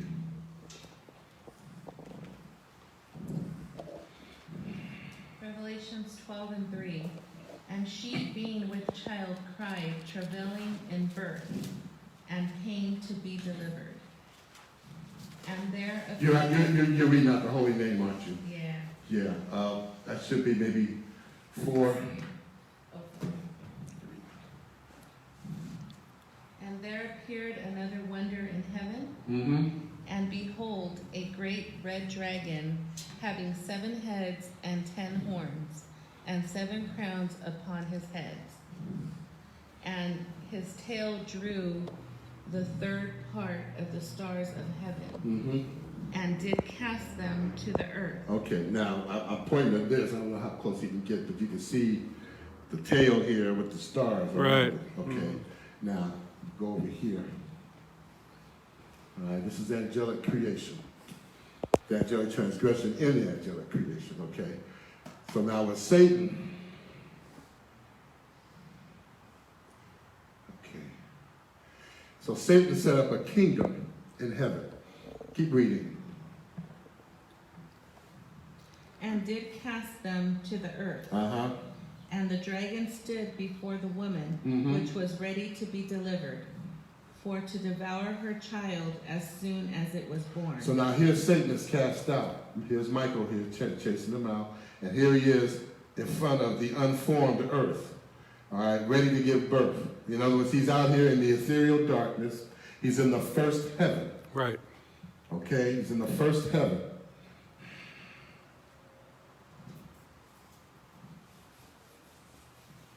I did this once before, but I just feel like maybe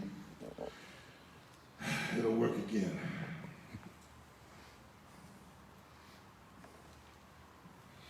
All right. Satan's up here in the most holy place. And he's cast out. He's cast out, all right, to the first heaven. Right. But he tries to get back up into the where he was cast out, but he can't because there's a veil here. Mm-hmm. So he's rebuffed back down. Okay? Now, does that make any sense? Mm-hmm. All right, that's his number. Yeah. See, that's the mark on him. Yeah. 6, 6, 6, 6. 6 denotes 1 less than 7. Right. 7 denotes perfection. 6 denotes carnality.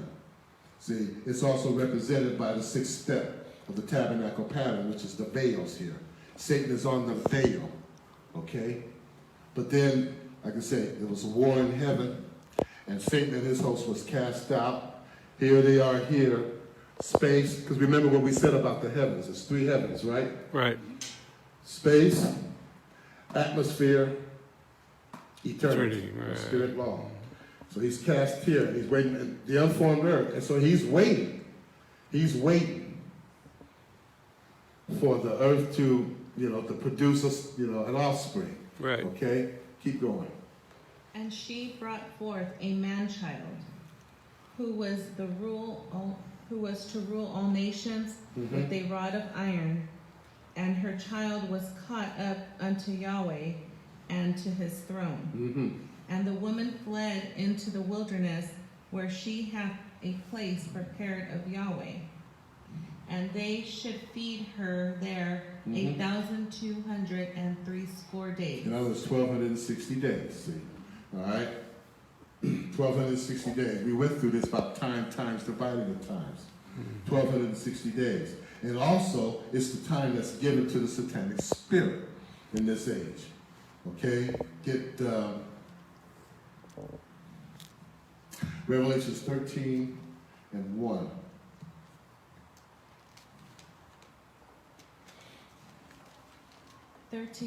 And I saw a beast rise out of the sea, having 7 heads and 10 horns, and upon his horns 10 crowns, and upon his heads the name of blasphemy. Okay, see, now he's seeing this because we went back and we showed, see how this rock was cut out of the mountains without hands and struck this beast, which is Yahshua Messiah. Yahshua Messiah wounded this beast. Right. Okay, continue. And the beast which I saw was like unto a leopard. This was like unto a leopard. See, remember up here we had was like unto a leopard. Read. And his feet were as the feet of a bear. Feet of a bear. Read. And his mouth as the mouth of a lion. Mouth of a lion. See, John is confirming what Daniel wrote back here. See, this is from last week's lesson. Right. But go ahead. And the dragon gave him his power and his seat and great authority. Read. And I saw one of his heads as it were wounded to death, and his deadly wound was healed. See, that's here with pagan Rome. Yahshua Messiah appeared down here during the rule of pagan Rome. Right. And his death, burial, resurrection, ascension wounded that beast, pagan Rome. But pagan Rome healed itself by transferring its authority to papal Rome. We have it right here. Here's pagan Rome here in type. See, with Stephen here, this is at Stephen's death. See, look, let's just draw a line.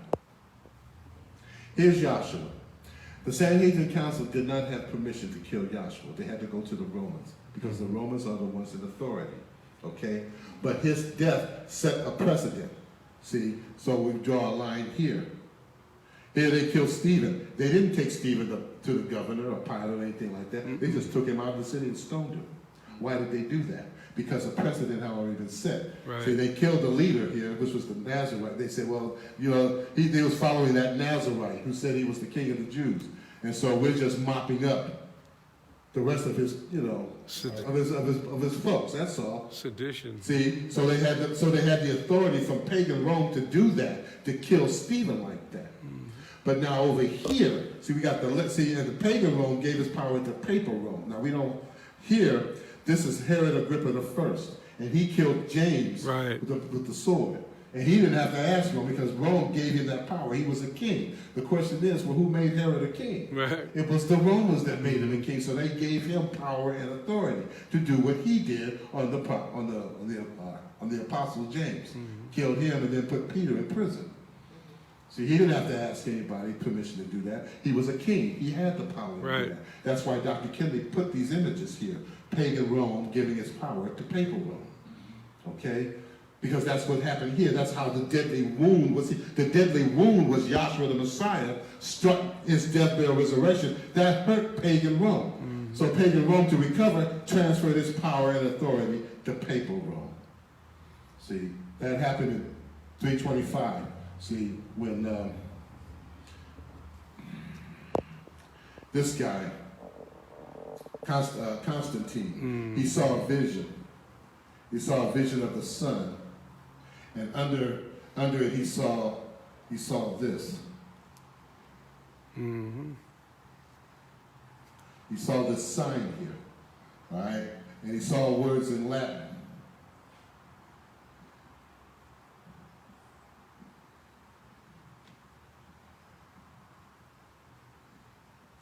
In hoc signo vis says, in this sign, conquer. And that's what he did. He took the sign, told his soldiers to put it on their shields, and they won the day. This is the same sign for the Roman Catholic Church. It's really two Greek letters.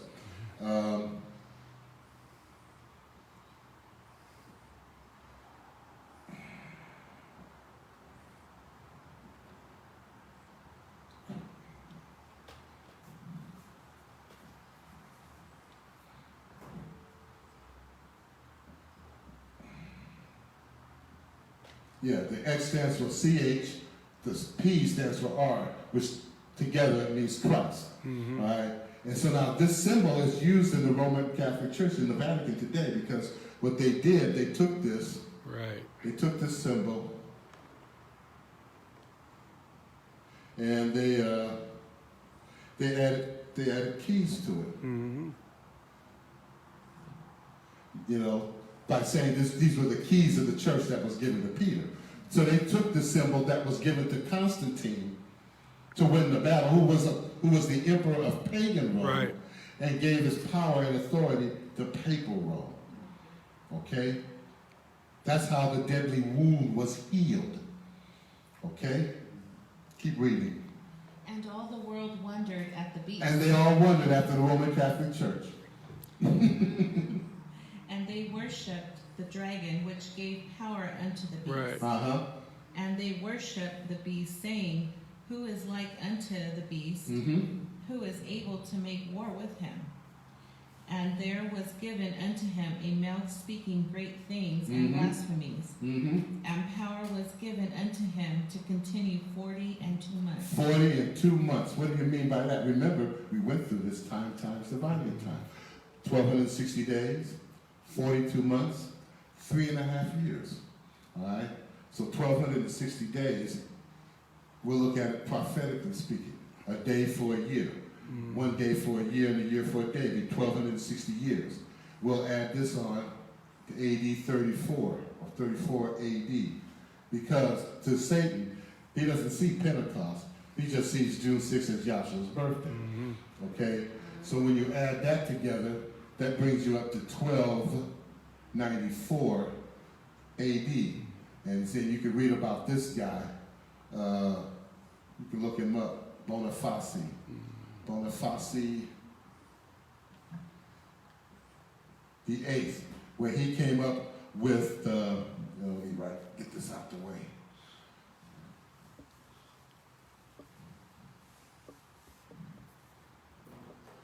He came up with the doctrine of unam sanctum. Meaning this. He declared that the Pope has universal authority both ecclesiastically, that means over the souls of men, and temporally, that means over the governments of the world. In other words, the Pope is ruling body and soul. He rules over the soul and he rules over the body. That's what this guy said, and that happened in 1294 AD. Now read verse 18 in that chapter. Here is wisdom. Let him that hath understanding count the number of the idol of the beast. For it is the number of a man, and his number is 666. And it's 666, so 666. Now we would take 666, a day for a year, prophetically, and a year for a day, make that 666 years. And when you add that up, that will bring you to 1960 AD, which Dr. Kinley said was the end of the present age. You see that now? But since then, we've been in a probationary period. See, we've been in a probationary period where the devil is allowed just as Pharaoh was allowed by Yahweh. See, like when he hardened his heart to, Run amok. yeah, that. To be great, because he put hardships on the Israelites. Right. He made it harder, he just told us that you're idle, you lazy. We're gonna get some work out of you. That kind of thing. See, so yeah, Pharaoh's gonna, this world is gonna, and listen, you can see it just from a natural standpoint, Pharaoh wants you to work. They don't want you to have any time off of them. They telling people now, well, look, you people need to get back to work. Don't be sitting up on your unemployment. A lot of people are laying up on unemployment because they're getting more on unemployment than they did with the job, and people ain't paying them nothing. And it's like, shoot, I ain't going back to work yet. I'm getting this good money, man. Shit. But they tell me, no, you are idle. Go back to work. Get back to work. It kind of sounds familiar, don't it? Because that's what Pharaoh said to the Israelites down there. Go make some bricks. We're not bringing you no more straw. Go get your own straw to make your bricks. Because you idle. You lazy. And that's what Pharaoh's always said. I'm talking about the world. You lazy. You need to work. Pay But taxes. Huh? We need some more taxes. Oh yeah, you need to work. You need to pay them taxes, man. You want these things. You want these roads and police protection, the fire department. Well, you gotta pay for this stuff. And see, here, this is where Satan, he created a kingdom up here. And see, and that's just like, go to the textbook. Go to the 4th volume. And see, we'll bring out a type and shadow of that.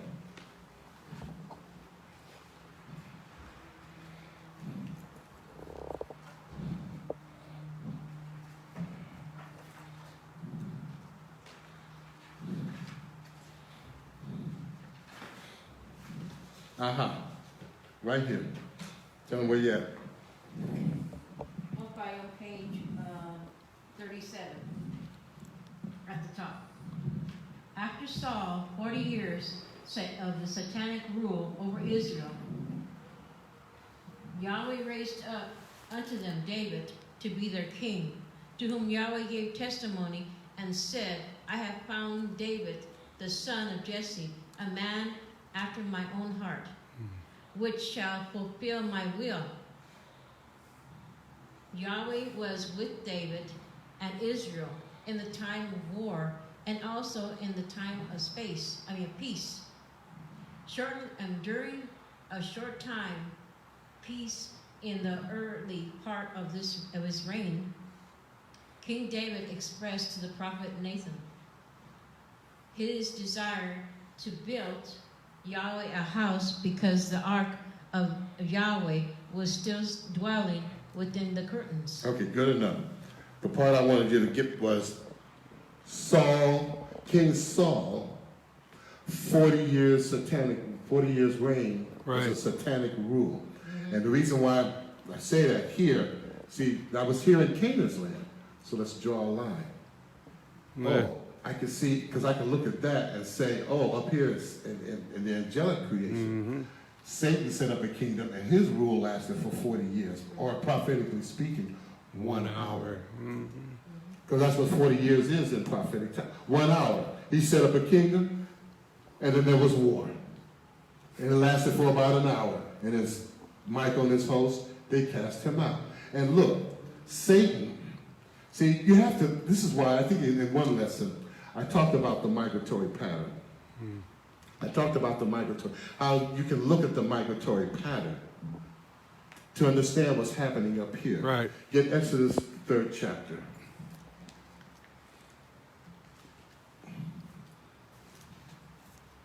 See, just as down here, see, we read that there was going to be enmity between the serpent's seed and her seed. Her seed is Joshua the Messiah. So, and Paul says it best in Timothy. He said that the woman would be saved through childbearing. Right. Okay? And so she bare Joshua the Messiah. That's the seed. Okay? But the devil, he's into birth control. Right. See? He's into birth control because look, he felt that was coming down here in Egypt. But Yahweh did a trick on him. Instead of coming through the loins of the woman, he just appeared down there as Joshua, son of Nun. Okay? But it didn't stop Satan from looking. Chapter 1, yeah, Exodus chapter 1. 1 and, get down to like maybe 5 or 6, somewhere around there. And all the souls that came out of the loins of Jacob were 70 souls. Was 70 souls from here that came down here to Egypt. Quickly, keep reading. For Joseph was in Egypt, and Joseph died, and all his brethren, and all that generation.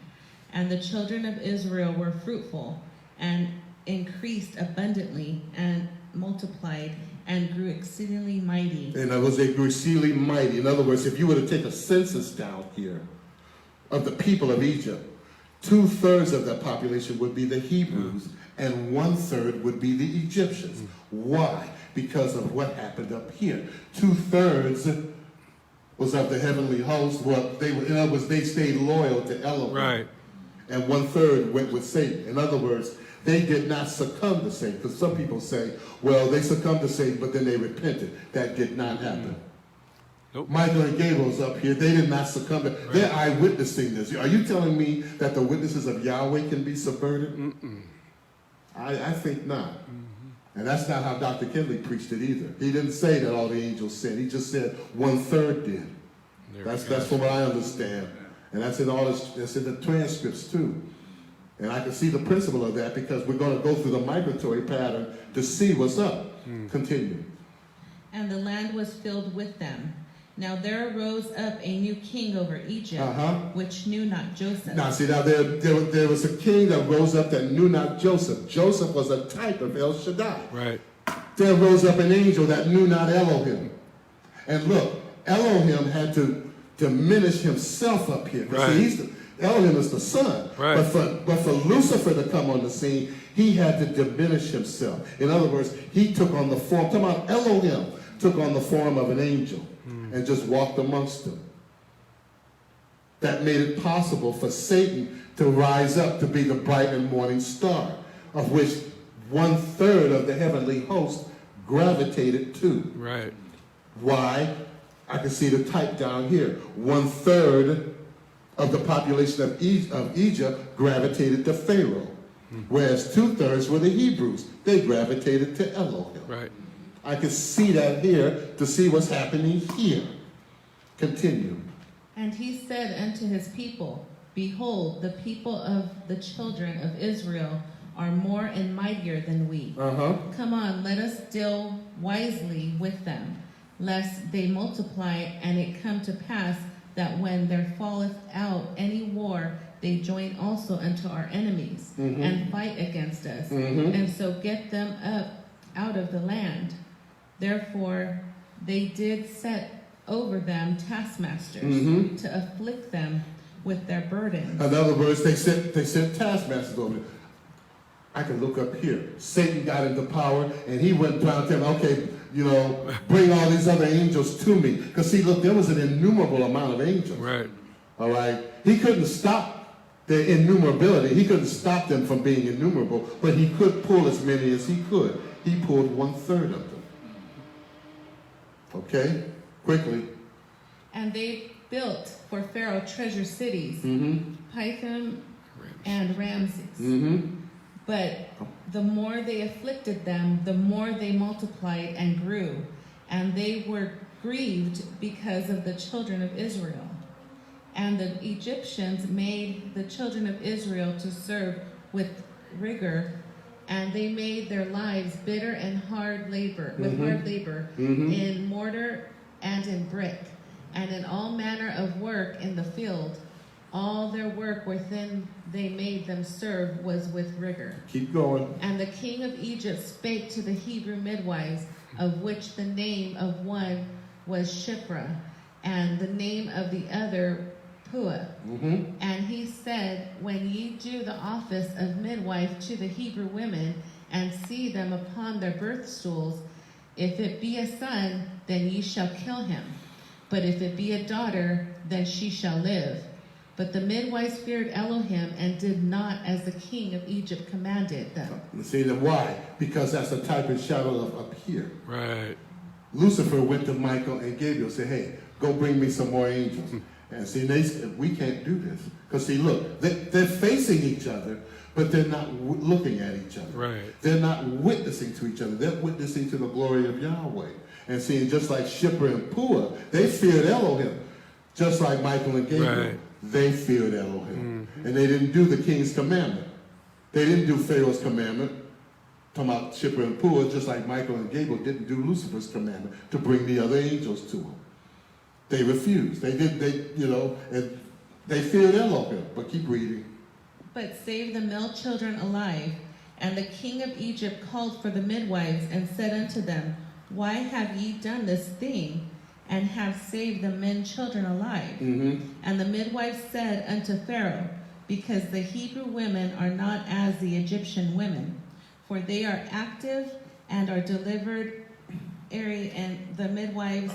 In other words, I like the King James Version better. Because, see, in the King James Version, it says they were lively. See, they were lively. In other words, the word lively means alive. See, that's why Lucifer couldn't get more than 1/3. Because Michael and Gabriel represented the 2/3, and they said, no, we can't do this because we're lively. We're alive. And we want to stay that way. We're lively. Okay? That's the difference, okay? But here's the point I want to make. Saul is up here. He's 40 years Right. king. And look, he's a king after the people's own heart. Yahweh chose him. He was anointed by Yahweh, but he gave them a king after their own heart. Right. And look, and the true king, was David. And David was always on the run from Saul. Saul was always looking for him.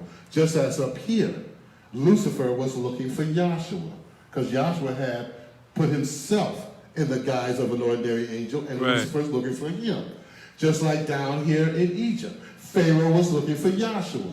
But Yahshua came in the form of, he just, bam, appeared as a man. Joshua said enough. But down here with Yahshua Messiah, he came in through the loins of a woman. Right. And Herod was looking for him. That's why he killed the boy babies in Bethlehem.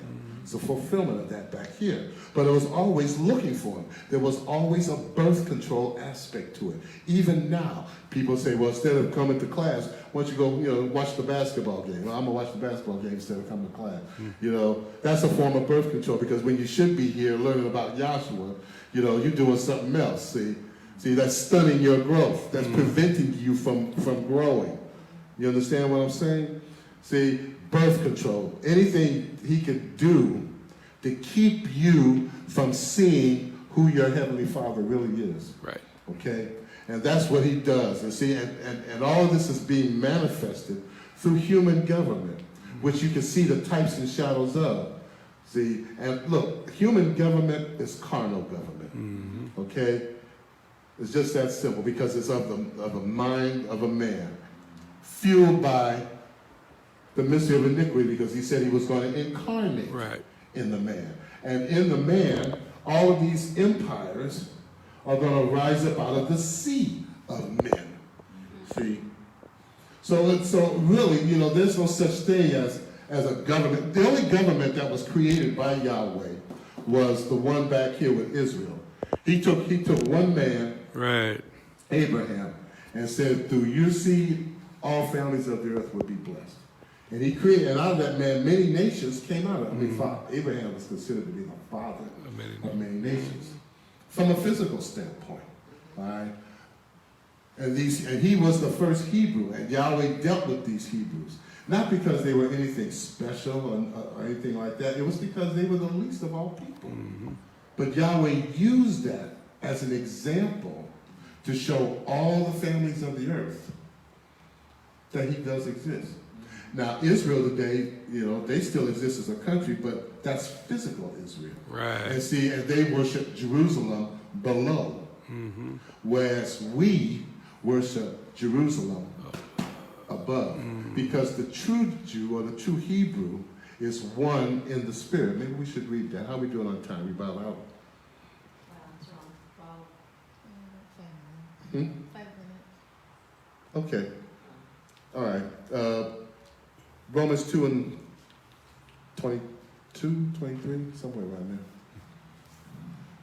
And I'll about conclude.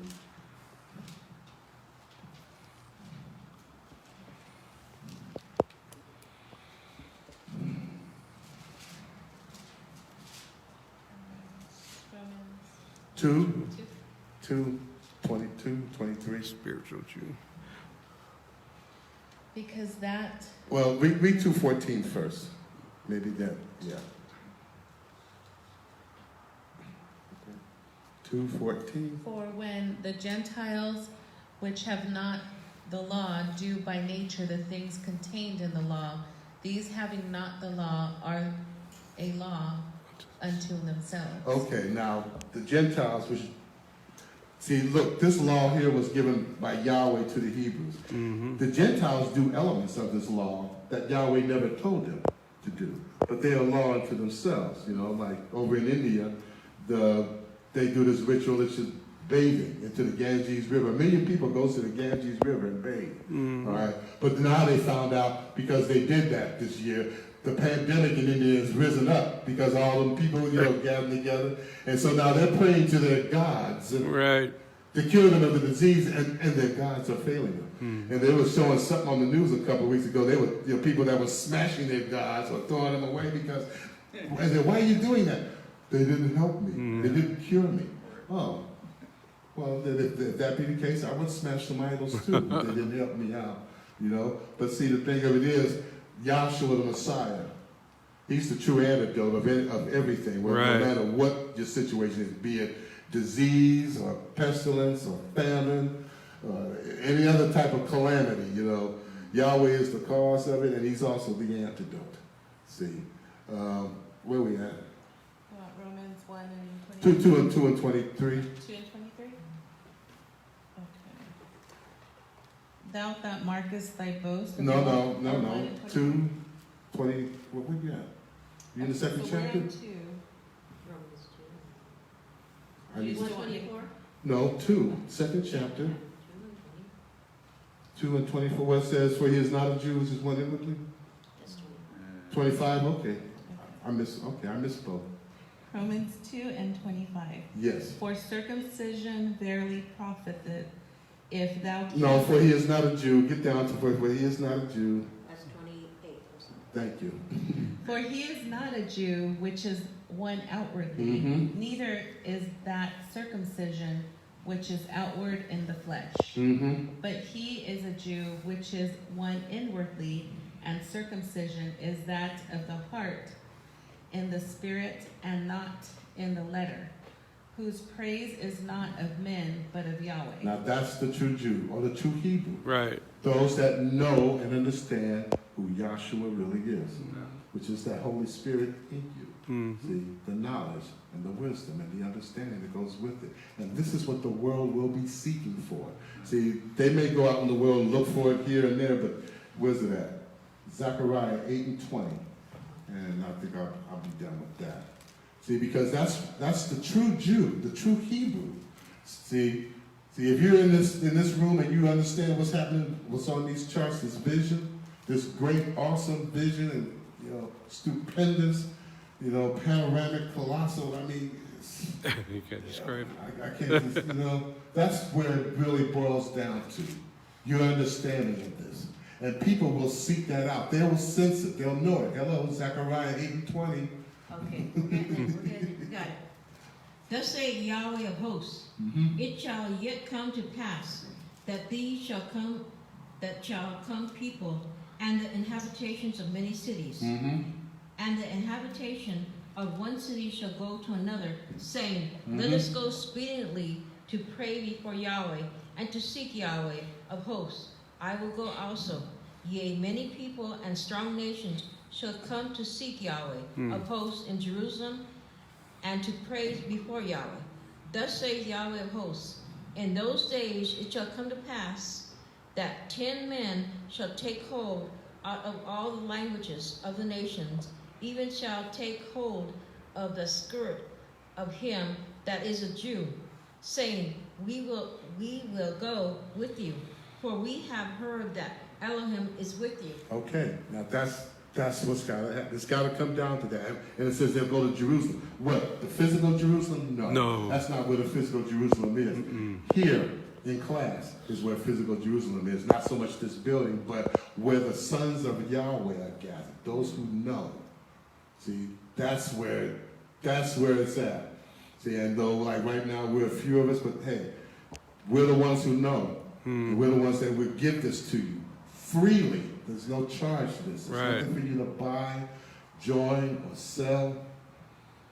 The only thing we ask you is to simply pay attention Right. to the things that you hear and investigate the things that we put up here, that you see up here, we put on the board.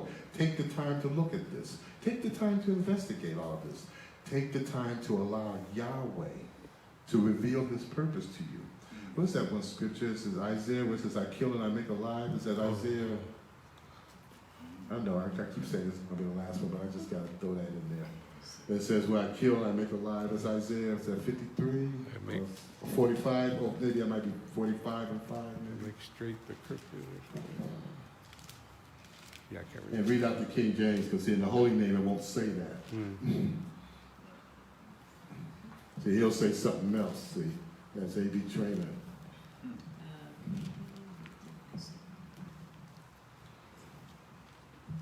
You said 55 It's 45, I think it's 45 and 5, I think. Okay, it says there, I am Yahweh, Mm-hmm. and there's none else. Read.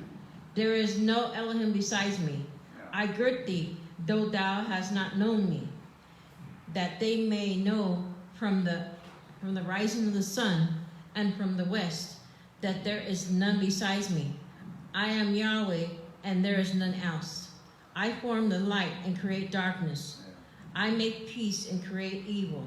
I, Yahweh, do all things. Drop down. That's good enough. Okay. See, I, Yahweh, I form the light and create darkness. You know, I do good and I create evil. I, Yahweh, I do all these things.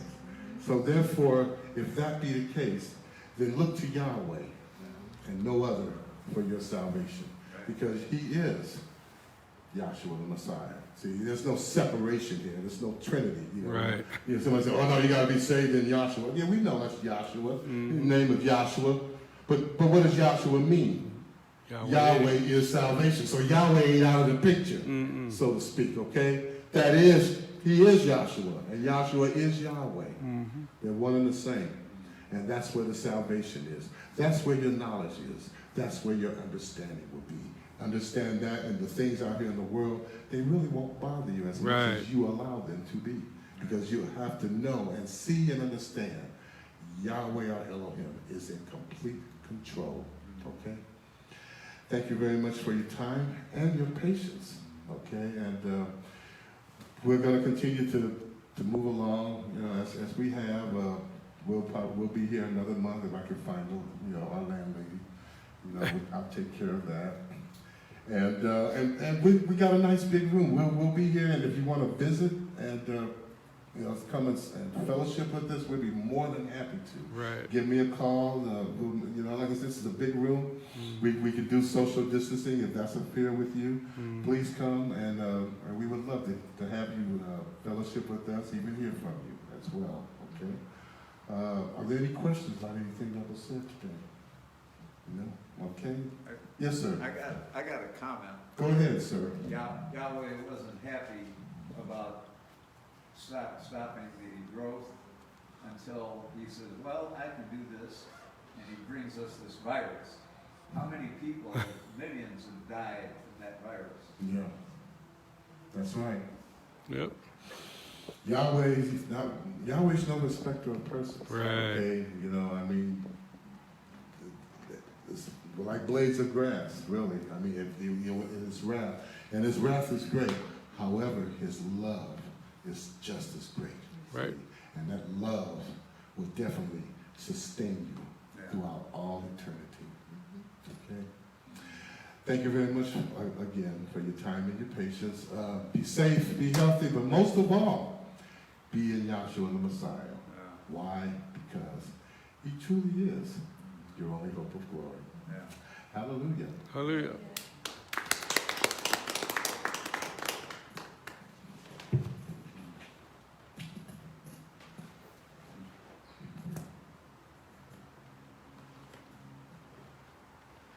All righty, thank you, Dr. Williams. That was a good class. Like the founder says, or Dr. Kenny says, you must make these correlations. You know, you want to have a better understanding. Okay, thank you, Bud, for coming and joining us. You're always welcome. Okay, this all stand be dismissed. Also, I want to give a shout out to Alita Norman. She called me last week. I had a nice conversation with her. Helen out there in Ensenada, and her niece, Karina. And those that follow us on Facebook also. Okay, now to him that is able to keep you from falling and present you faultless with his presence with exceeding joy. To the Holy Wise Savior, Holy Wise Savior Elohim, or Yahshua the Messiah, to our sovereign glory, majesty, dominion, and power, both for all time, now and ever. Let's all say, Hallelujah. Sorry about that. It's all right. We'll get through it.